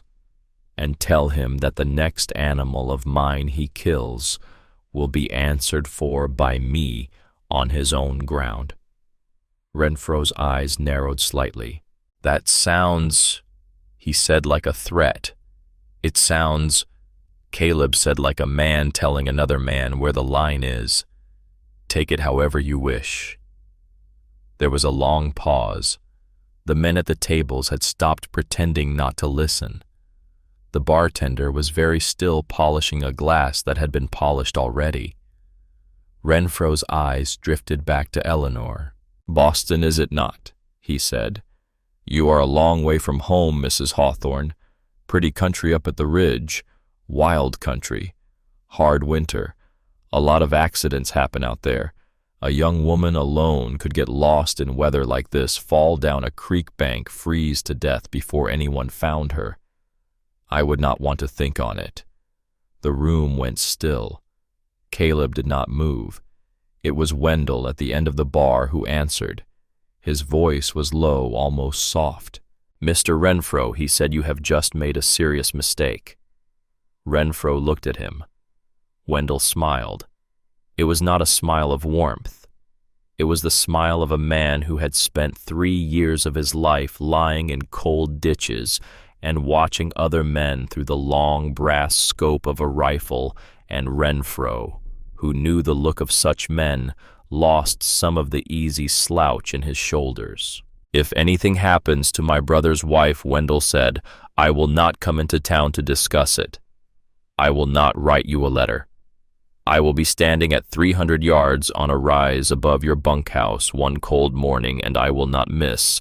You have my word on it." Renfro held his gaze a long moment. Then he turned back to Caleb. "You have 3 days," he said. "After that, I cannot be answerable for what comes next." Caleb laid a single silver dollar on the bar in front of him. "Coffee," he said to the bartender for the lady. "We will sit by the window." He took Eleanor's arm and walked her deliberately the length of the room, past Renfro, past the staring tables, to a clean table by the front window, where he pulled out her chair and sat her down with the unhurried courtesy of a man at a Sunday dinner. He sat across from her. The coffee came. Caleb sipped his and looked out the window at the street, and his face was so calm that no one looking at him would have known how close they all had just come. When they walked out half an hour later, Sterling Renfro was gone from the bar. Eleanor did not stop trembling until they were 2 miles back up the road toward home. That was on the 17th of March. The bear came on the 23rd. Wendell had ridden out into the high country with Augustus Macaulay to set traps along the upper creek where the marten and the fox came down to drink in the late winter. 3 days passed. Then 4. They had said 3 days. On the 4th night, Augustus came riding down hard out of the dark. His pony lathered his face white, and he leaned in his saddle at the porch and said only, "Caleb, Wendell is hurt. Bad. Hawthorne get a wagon. There's a grizzly that did not know it was supposed to be sleeping. They went up at dawn. Caleb and Jasper on horseback, Eleanor and Mose in the wagon with blankets and clean linen and a kettle of broth wrapped in cloths to keep it warm. The trail climbed for 3 hours up a steep canyon, and at the top of the canyon, in a shallow cave under an overhanging rock, they found Wendell. He had killed the bear. The carcass lay 6 feet outside the cave mouth, an old male grizzly with a torn ear and a yellow scar across its muzzle, woken too early from the long sleep, lean and starving and mean. Wendell had put 4 shots into it before the last shot, and the last shot had been close enough that there was powder burn on the bear's hide. He had crawled into the cave afterward. Augustus had found him there. His left thigh had been laid open from hip to knee. The big muscles of the leg were torn. He had lost a great deal of blood. There were 4 long claw furrows across his chest, deep enough that Eleanor could see the white shine of bone in one of them. He was not conscious when they reached him. He was burning with the first heat of fever. His lips were cracked. He had stopped shivering, which was the worst sign of all. They got him onto the wagon. They got him home. For 4 days and 4 nights, Eleanor did not sleep more than an hour at a time. She closed the wounds. She did not have a doctor. She had her father's old medical herbal and a steady hand, and the knowledge of 100 plants she had read about in a journal in Boston without ever quite imagining she would use them. She made a poultice of yarrow and comfrey root. She boiled willow bark for the fever. She kept the wounds clean, washing them every 6 hours with water that had been boiled and cooled, and she stitched the worst of the chest wounds shut with horsehair from Midnight Cavalier's Tale, because that was what her father's book had said the old country doctors had done before there were sutures. She read Walter Scott aloud to him through the long blue hours of the night. She did not know if he could hear. Ivanhoe. The pages she could find in the dim light of the lamp. She read because her father had once told her when she was small and ill that the human voice could carry a person back through the dark, and that the worst thing for a sick mind was silence. On the third night, near 3 in the morning, Wendell opened his eyes. The lamp was low. The fire in the small stove had burned down. Eleanor had been reading without seeing the words, her voice rough, her eyes near closing. She felt his hand move on the quilt, and she set the book down. Wendell looked up at her. His pale amber eyes were fever bright. He did not seem to see her exactly. He seemed to be seeing through her a long way back. "Hester," he said. His voice was a whisper. Eleanor closed her eyes for a moment. She laid her hand very gently against his hot forehead. "It is Eleanor," she said softly. "You are at the ridge. You are safe." Wendell looked at her. Some part of him began to come back into his eyes. "Why," he said, "why are you still here?" "Because she said you are my family now." He looked at her for a long time. Then his eyes slid shut. His breathing slowed and deepened. The fever broke that night some time before dawn. Eleanor did not realize until the gray light began to come up in the small window that she had been holding his hand for 2 hours. When Wendell came down to the kitchen for the first time 6 days later, leaning on Caleb's arm and white as the linen on the table, he stopped at the foot of the stairs. He looked across the room at Eleanor, who was kneading bread. "Sister," he said. He had not called her that before. He had not called her anything before. Eleanor wiped her hands on her apron. She did not trust her voice. He nodded to her once the way one soldier nods to another, then he let Caleb help him to a chair. After that, the house was different. Spring began to break the back of the winter at the end of March. The icicles dripped from the eaves. Patches of brown earth showed through the snow where the south slope of the valley caught the afternoon sun. The sound of the river changed, deepened. One morning, Eleanor heard a meadowlark for the first time in her life. She was standing in the south yard hanging a sheet on the line when Jasper came riding in from Stillwater Creek with the mail. He swung down off his horse and crossed to her, and she could see in the way he held the letter in his hand that he was bringing news he did not know how to deliver. "It is from Mr. Ainsworth," he said. "There is a United States Marshal at the station. He came in this morning on the train. He is asking after 3 brothers who run cattle in a mountain valley." Eleanor took the letter. Her hands were steady. She had been waiting for this in some quiet corner of herself since the night in the cellar. "Crane," she said. Jasper nodded. "Find your brothers," she said gently. "And Mose. Send word up to Augustus. We will have a council in the kitchen in 1 hour." The 4 men sat at the table, Caleb at the head, Wendell still pale, wrapped in a shawl Eleanor had insisted on, Jasper, Mose, Augustus, Macaulay, Eleanor at the foot. Wendell wanted to ride for Canada. Jasper said he was tired of running and he was not running again. Caleb said he would not leave the land.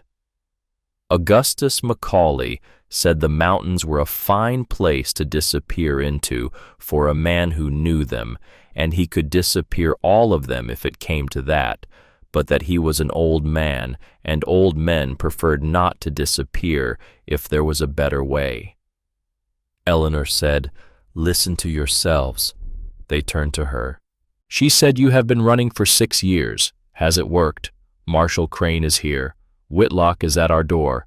The reason this man Crane has been on your trail for 6 years is that you have been silent, and silence looks like guilt. It is time to stop running. Not with a gun, with the truth." Caleb said Eleanor the truth is hanging on a federal warrant. She said the truth is not on the warrant. The warrant is a story. The truth is in Texas. The truth is that there were 6 men who came onto your father's place and killed your family, and that those 6 men were faced and answered, and that the law of Comanche County was a lie. There must be witnesses to that truth. There must be someone somewhere who saw what happened that day in 1870 and lived. We must find that person.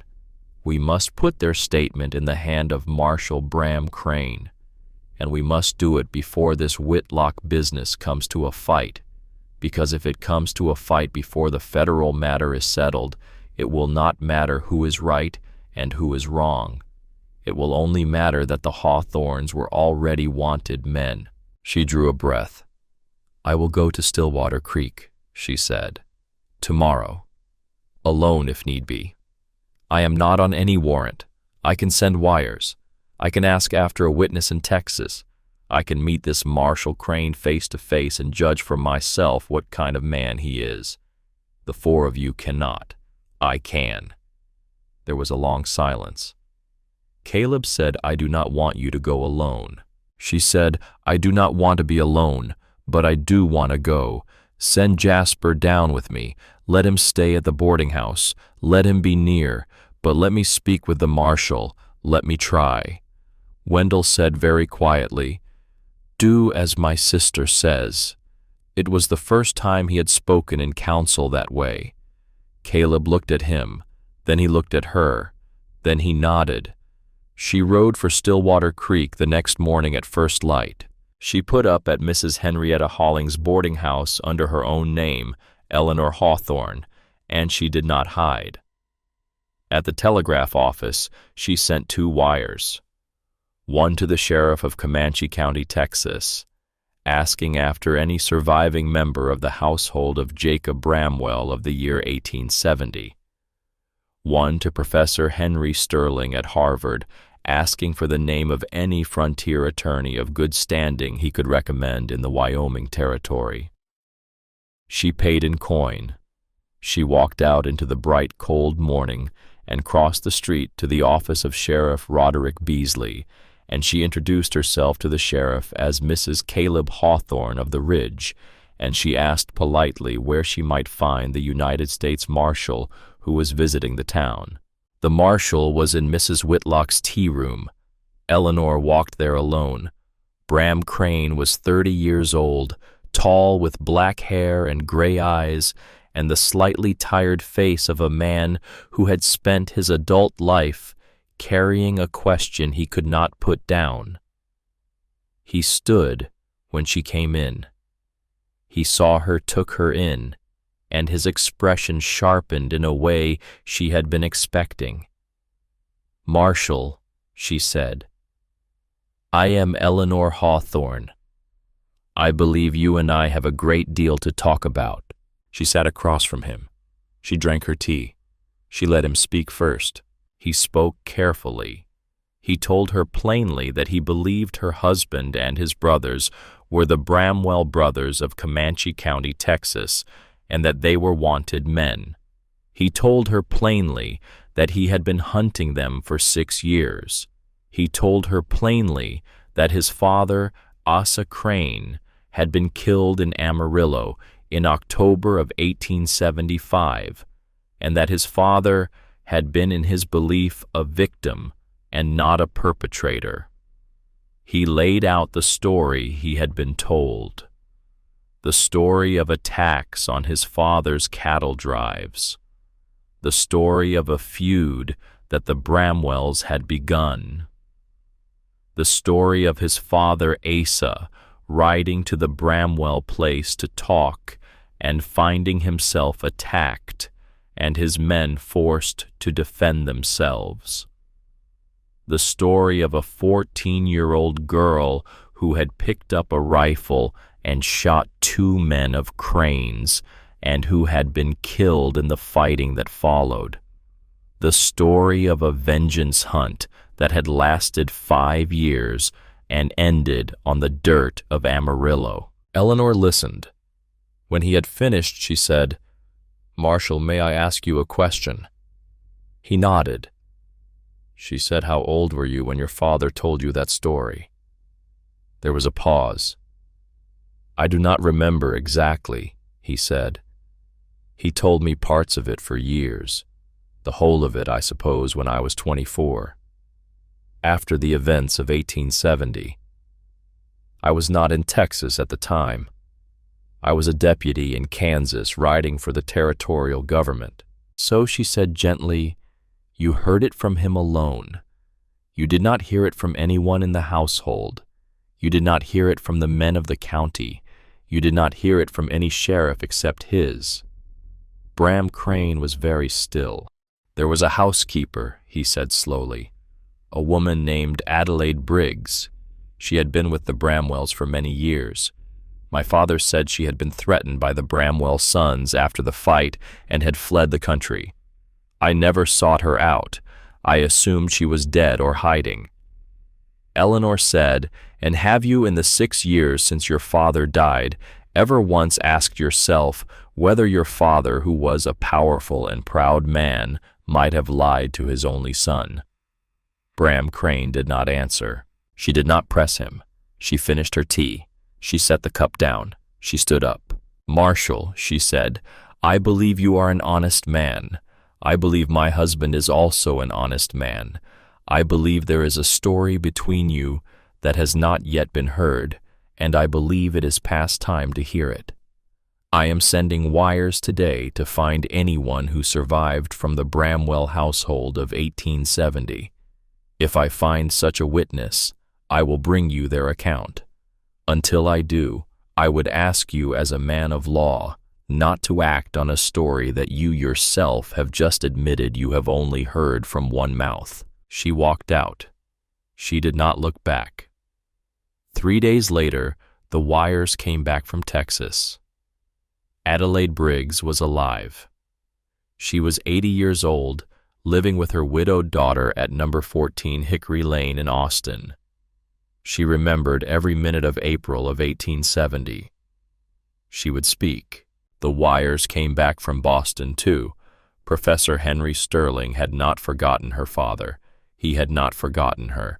He had wired ahead to a frontier attorney named Mr. Carrington in Cheyenne, who would meet with them at any hour and represent them without fee on Sterling's word and Sterling's purse. Sterling himself would come west if she needed him in any season. Eleanor held the 2 telegrams in her hand at the kitchen table and read them aloud to the men and Caleb when she had finished, set his coffee down and went outside and stood for a long time on the porch with his back to the door, and Eleanor did not follow him because she understood that there were ways a man like Caleb Bramwell needed to weep, and that none of them included being seen. Marshall Bram Crane rode up the valley alone 2 days later. He came without backup. He came with his rifle in its scabbard, and both his gloved hands held open at his sides as he walked his horse the last 100 yards to the porch. And Caleb Hawthorne, who had spent 6 years preparing for this man's arrival, watched him come and lowered the rifle in his own hands.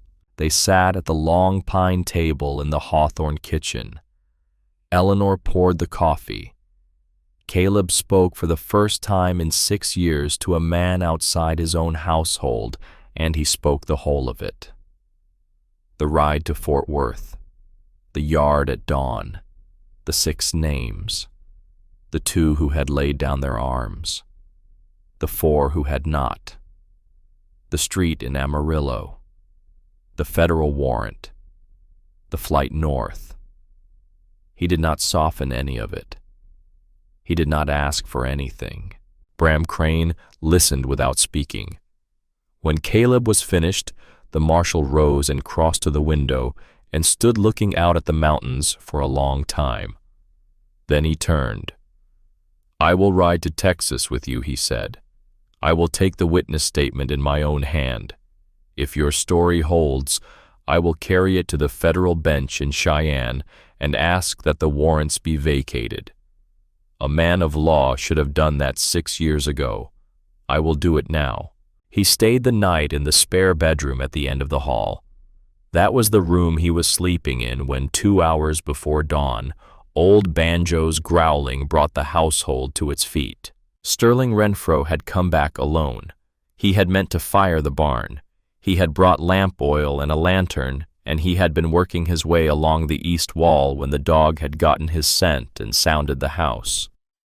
Mose had come out onto the porch and shouted, and Renfro had drawn and fired.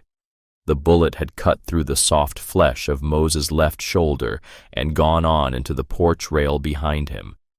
Mose had gone down, but he had gone down shooting. Caleb came around the corner of the house with his Colt drawn. Renfro fired again. He missed. Wendell on the second-floor balcony had not missed. He shot the lantern out of Renfro's hand at 20 yards. He shot again, and Renfro fell. He was dead before Caleb reached him.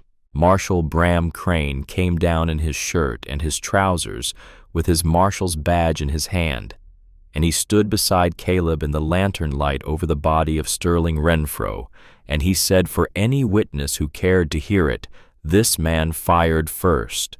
This man came onto private property at 2 in the morning with intent to commit arson. This man was answered in lawful self-defense. I am United States Marshal Bram Crane, and I will say so under oath in any court in this territory. The next morning, Sheriff Beasley came up to the ridge with 3 deputies and a warrant. He arrested Cyrus Whitlock at his ranch house before noon on the charge of conspiracy to threaten a federal officer and the hiring of armed men for the purpose of intimidation. Whitlock, when he understood that a U.S. Marshal would be testifying against him, went very gray and said nothing at all. The Whitlock spread under federal pressure and lawyers' bills, and the absence of its master was put up for partial sale that summer. Caleb bought 5,000 acres of it at fair market price, which doubled the size of Hawthorne Ridge and gave the brothers good control of the lower watershed of the Bighorn drainage. Whitlock himself went to the Territorial Penitentiary for 5 years. That was in late March of 1876. By the second week of April, 4 of them were on a southbound train: Caleb, Wendell, Jasper, Eleanor. With them in the next car traveled United States Marshal Bram Crane. The journey took 3 weeks. Somewhere in Kansas, on a long, slow afternoon in the smoking car, Wendell drew an envelope from his coat pocket and laid it on the small table between himself and Bram Crane. Inside were 11 names, 11 small ranchers, dirt farmers, widows with 1 good water seep, who had been ruined, run off, or killed in Comanche County, Texas, between 1865 and 1870. Wendell had been collecting the names for years. Bram Crane read the list. He read it twice. He looked out the window for a long time. Then he folded the list and put it in his own coat, and he did not speak for the next 100 miles. In Austin, they found number 14 Hickory Lane. They found a small adobe house with a green door and a white-haired woman of 80 in a black shawl who opened the door and saw Caleb on her doorstep and put her hand to her mouth. "Master Caleb," she said, "Mother of God, it is you." Adelaide Briggs sat them down at her small kitchen table and told them what she had been waiting 6 years to tell. She told them that she had been at the market in town when the Crane men had come. She told them that she had come back to find the house in flames and her family dead. She told them that she had hidden in the brush and watched 6 men led by Asa Crane ride away. She named them, every one. Then she rose and went to a small chest in the corner of her bedroom and brought back 2 folded sheets of paper brown with age. They were letters, threatening letters. Each was signed by Asa Crane in his own hand, and each promised in plain terms that if the Bramwell place was not sold by the summer of 1870, no member of the family would live to see the autumn. She had taken them from her master's Bible the night of the burial. She had kept them 6 years. Bram Crane, when he read them, laid them very gently back down on the table, and he put his face in his hands. "I have served my father's memory for 24 years, he said quietly, believing what he told me, defending his name. Adelaide Briggs, who had buried her own husband and her own son and 3 of her own grandchildren in her long life, reached across the small table and laid her papery hand on the marshal's shoulder. "Child," she said, "sometimes our fathers are not who we believed. That is a hard truth, but it is not yours to carry alone." The federal hearing was held in Cheyenne in early June before Judge Augustus Reed. Mrs. Adelaide Briggs traveled north to give her testimony in person, accompanied by her widowed daughter. The 2 letters were entered into evidence. The deposition of 12 witnesses to the death of Asa Crane in the streets of Amarillo was entered. The official report of United States Marshal Bram Crane, in which he wrote in his own clear hand that the events in Comanche County between 1870 and 1875 amounted to a failure of state authority of such a profound nature that the actions of the surviving Bramwell sons, while technically in violation of the law, had been carried out in the absence of any other available remedy, was entered. Caleb stood and gave his testimony plainly without ornament. He named every man he had killed. He named the 2 he had spared. He said that he had never struck a man from behind. He said he had nightmares about each of the 4 he had killed, and that he expected to have them until he died. He said he was not asking for forgiveness. He was asking for the truth to be heard. He said that he had a wife now, and that he intended to build a life, and that he was prepared to accept whatever punishment the court considered just. Eleanor stood and gave her testimony last. She did not speak as a wife. She spoke as her father's daughter, the daughter of a Harvard botanist and a woman who had once grown lavender in a window box on Joy Street. She said that the law was the servant of justice and not the other way around. She said that her own aunt in Boston had used the law to steal her inheritance. She said that Asa Crane had used the law of Comanche County to ruin men and seize their land.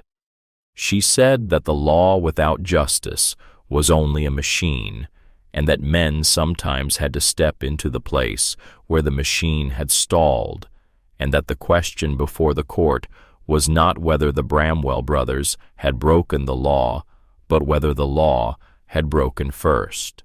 Judge Augustus Reed listened. He retired to his chambers for 2 hours. When he came back, he said the court finds the federal warrants outstanding against Caleb Wendell and Jasper Bramwell to be vacated. The court finds that the actions in question, while irregular, fell within the long-established practice of the frontier in the absence of effective civil authority. The court further commends United States Marshal Bram Crane for his integrity in pursuing the truth even when it ran counter to his personal beliefs. The records of this case will be sealed by order of this court. The Bramwell brothers will retain their right to live in this territory under their lawful surname Hawthorne. This court is adjourned. Outside the courthouse in the long, bright sunlight of a Cheyenne afternoon, Bram Crane offered his hand to Caleb. "I have hated a ghost for 6 years," he said. "I have served my father's memory for 24. You have given me back the truth of him. I do not thank you for it, but I respect what you did." Caleb took the hand. "Marshal," he said, "your father did wrong. You are not your father. I hope you find your peace." Bram Crane said, "I have decided to sell the 30,000 acres my father left me in Texas. The proceeds will be divided among the families of the 11 men on Wendell's list. I do not deserve to keep that land. I will continue to wear this badge. It is the way I will pay for what my name has cost the world." He turned to Eleanor.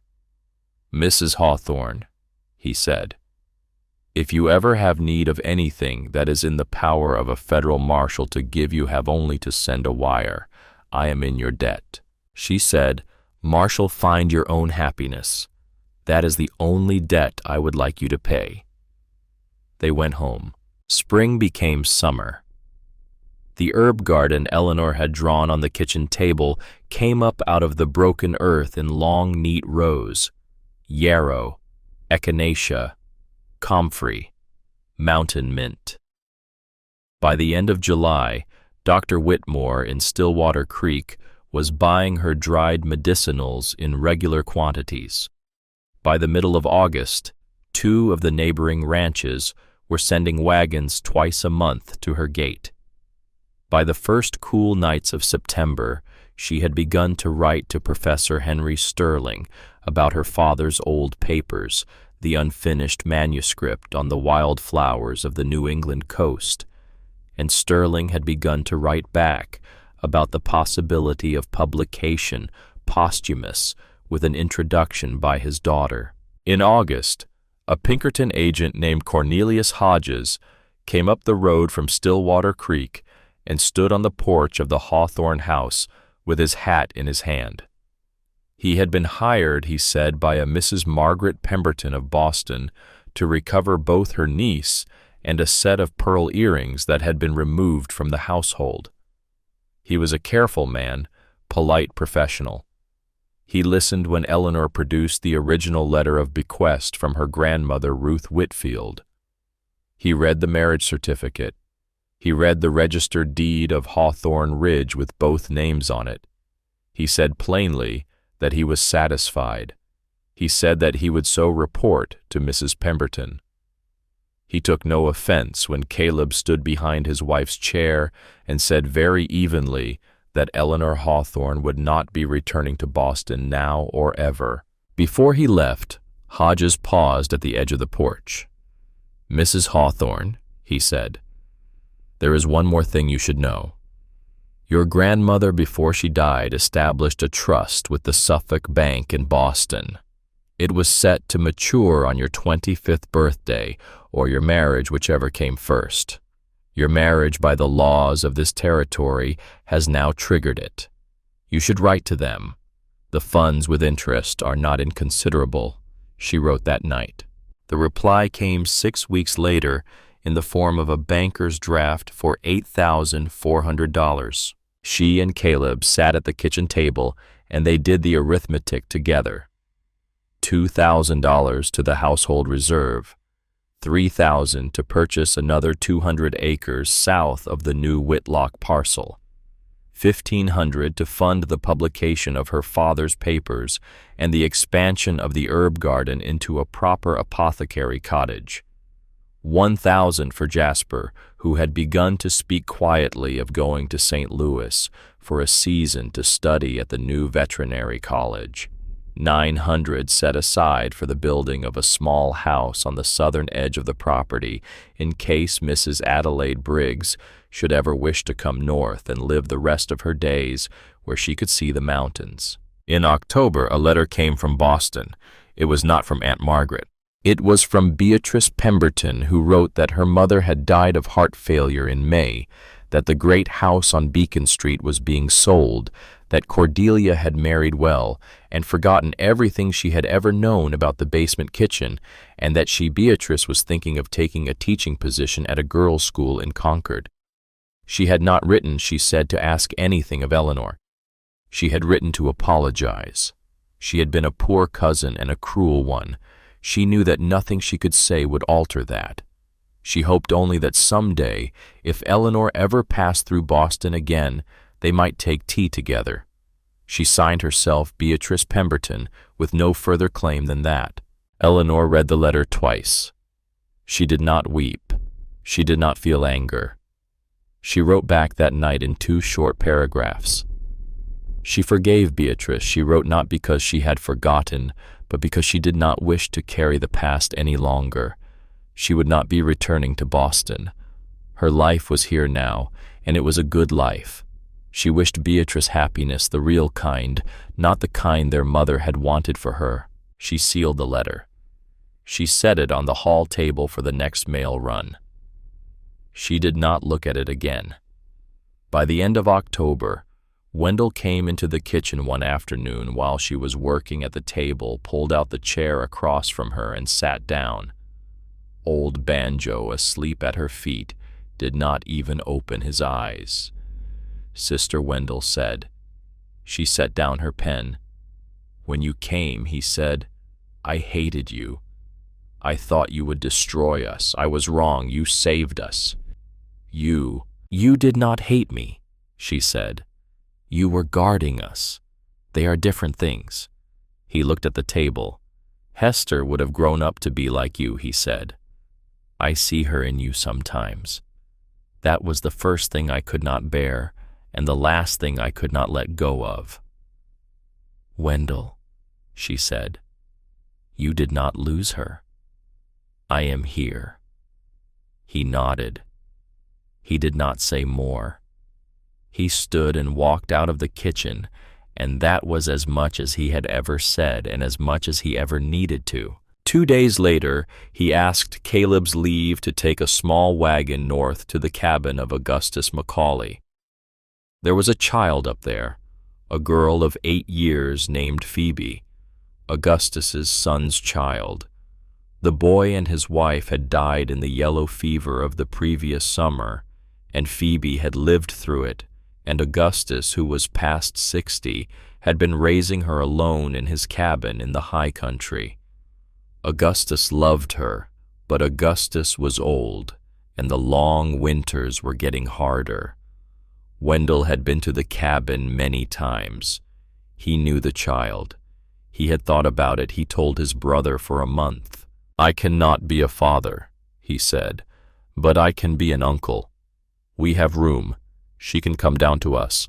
Augustus will keep his cabin, and he will come and go. The child will have a roof and a school and a stove and a kitchen with a woman in it." Caleb said, "Only, when do you want to bring her home?" Wendell rode up the next morning. Phoebe Macaulay came to live at Hawthorne Ridge before the first snow fell. She was a small grave child with red gold hair and Augustus's pale eyes, and she was so quiet for the first 3 days that Eleanor thought she might have been struck mute by grief.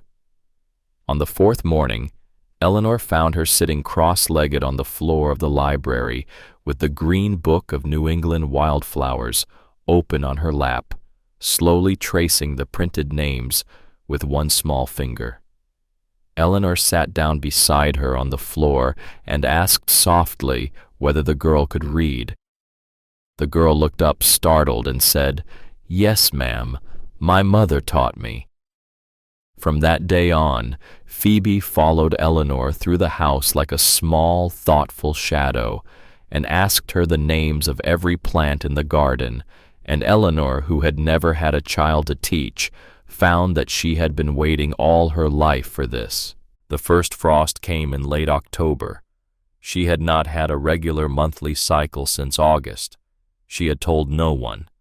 At the end of September, she had ridden quietly down to Stillwater Creek and seen Dr. Whitmore. He had been a customer of her herb garden by then for many months, and he treated her with great courtesy. He examined her. He confirmed what she had begun to suspect. He told her that her child would come in the last week of April. She did not tell Caleb at once. She wanted to choose the moment.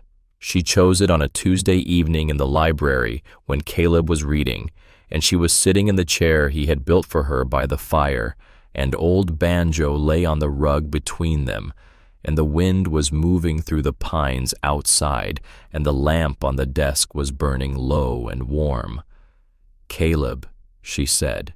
He looked up. "I have something to tell you." He set down his book. He waited. "I will be a mother," she said. "The doctor says the last week of April." He did not move for a long moment. Then he set the book aside. He came across the room. He knelt down in front of her chair, the way he had knelt the night of their wedding, to lift her hand to his lips, and he laid his forehead against the soft swell of her abdomen, where their child was growing. "Hello," he said very quietly. "Hello, child." Eleanor laid her hand on his head. His hair was warm. The lamp made a small, bright halo around them both. "We did this," she whispered. "Yes," he said. "Together."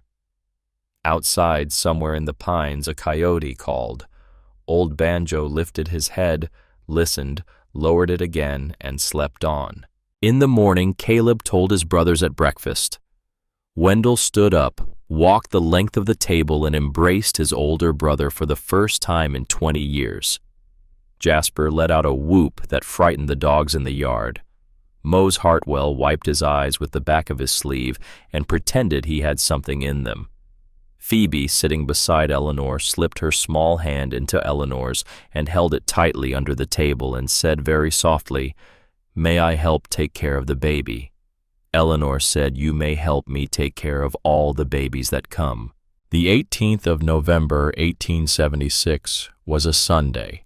It was 1 year and 1 day since Eleanor had stepped down from the train at Stillwater Creek with a trunk in her hand and $87 in the lining of her petticoat.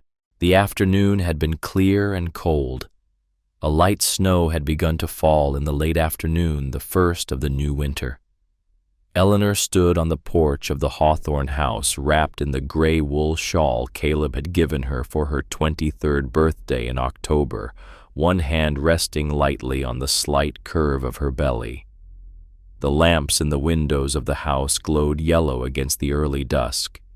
The chimney smoke went up straight in the still air. Across the yard near the corral, Wendell was crouched at Phoebe's eye level, showing her how to feed Old Banjo from her own small palm without flinching. Phoebe was laughing. The hound was wagging his tail with such enthusiasm that it kept knocking his hindquarters sideways. Jasper had ridden in a quarter hour earlier from town, and he had come bringing a bolt of soft white cotton from Mr. Donnelly's store. He had married Mr. Donnelly's middle daughter, Winifred, in a small ceremony at the church in Stillwater Creek 2 weeks before, and she would be coming up to the ridge to live with them in the new year. Mose Hartwell sat on the porch step at the far end, mending a piece of harness, with the slow patience of a man who had outlived his hurry. Augustus Macaulay stood by the gate of the South Corral with a freshly dressed deer slung over his shoulder, talking to Caleb about the meat and the weather. Caleb. He was riding in from the south pasture on Midnight Cavalier, a long, dark figure on a long, dark horse, the orange light of the late sun catching in his hair. He saw her on the porch. He raised one gloved hand. She raised hers in answer. She thought as she stood there of all the things her aunt had told her she was: plain, a burden, useful at best, pitiable at worst. She thought of the laughing women in the parlor on Beacon Street. She thought of the cold hands of Edwin Thatcher. She thought of the snow at the Boston station at 3 in the morning, and of the $87 in her petticoat, and of the small weight of her father's journal in her trunk. A year ago today she had thought she was running away. She knew now that she had been running toward. The choosing had never belonged to anyone else. The choosing had always been hers. Caleb Hawthorne had given her the right to make it, but he had not made it for her. She had made it. On every morning of every day since she stepped off the train. She would make it again tomorrow. She would make it every day for the rest of her life. Caleb pulled up at the bottom of the porch steps. He swung down from Midnight Cavalier. He came up onto the porch, and he stopped 1 step below her so that their faces were level. "You are well," he said. It was not quite a question. "I am well," she said. He laid his palm gently against the soft curve of her belly. "The child," he said. "The child kicked last night," she said, for the first time. I felt it. He went down on one knee, the way he had in the library. He put his ear lightly against her dress. His hat fell off into the snow on the step beside him. He did not pick it up. "Hello," he said. "Hello again." She put her hand in his hair. She watched the snow fall on his shoulders. She watched Wendell laughing in the yard with a small girl who had become their family. She watched Jasper carrying a parcel up the path. She watched Mose, his face soft in the lamplight from the kitchen window. She watched Augustus Macaulay, ancient and kind, leaning on the gate of his world. "Caleb," she said. He looked up at her. "We did it," she said. He stood up. He did not pick up his hat. He drew her into his arms very carefully, the way a man holds something that is more than himself. The snow fell on them both. "Yes," he said into her hair. "Together." The light in the upstairs window was a small, steady gold against the deep blue of the early evening. Inside, the fire in the great stone hearth burned warm. The kettle was on the stove. The family was home. In the high country, far above them, a single coyote called once into the cold, and was answered again, and the long, quiet conversation of the mountains went on, the way it had gone on for 1,000 winters before this one, the way it would go on for 1,000 winters after. Hawthorne Ridge settled into the night. So did Eleanor. She had been unchosen all her life. She was chosen now by herself. That was the difference. That was everything. That was the whole of the story.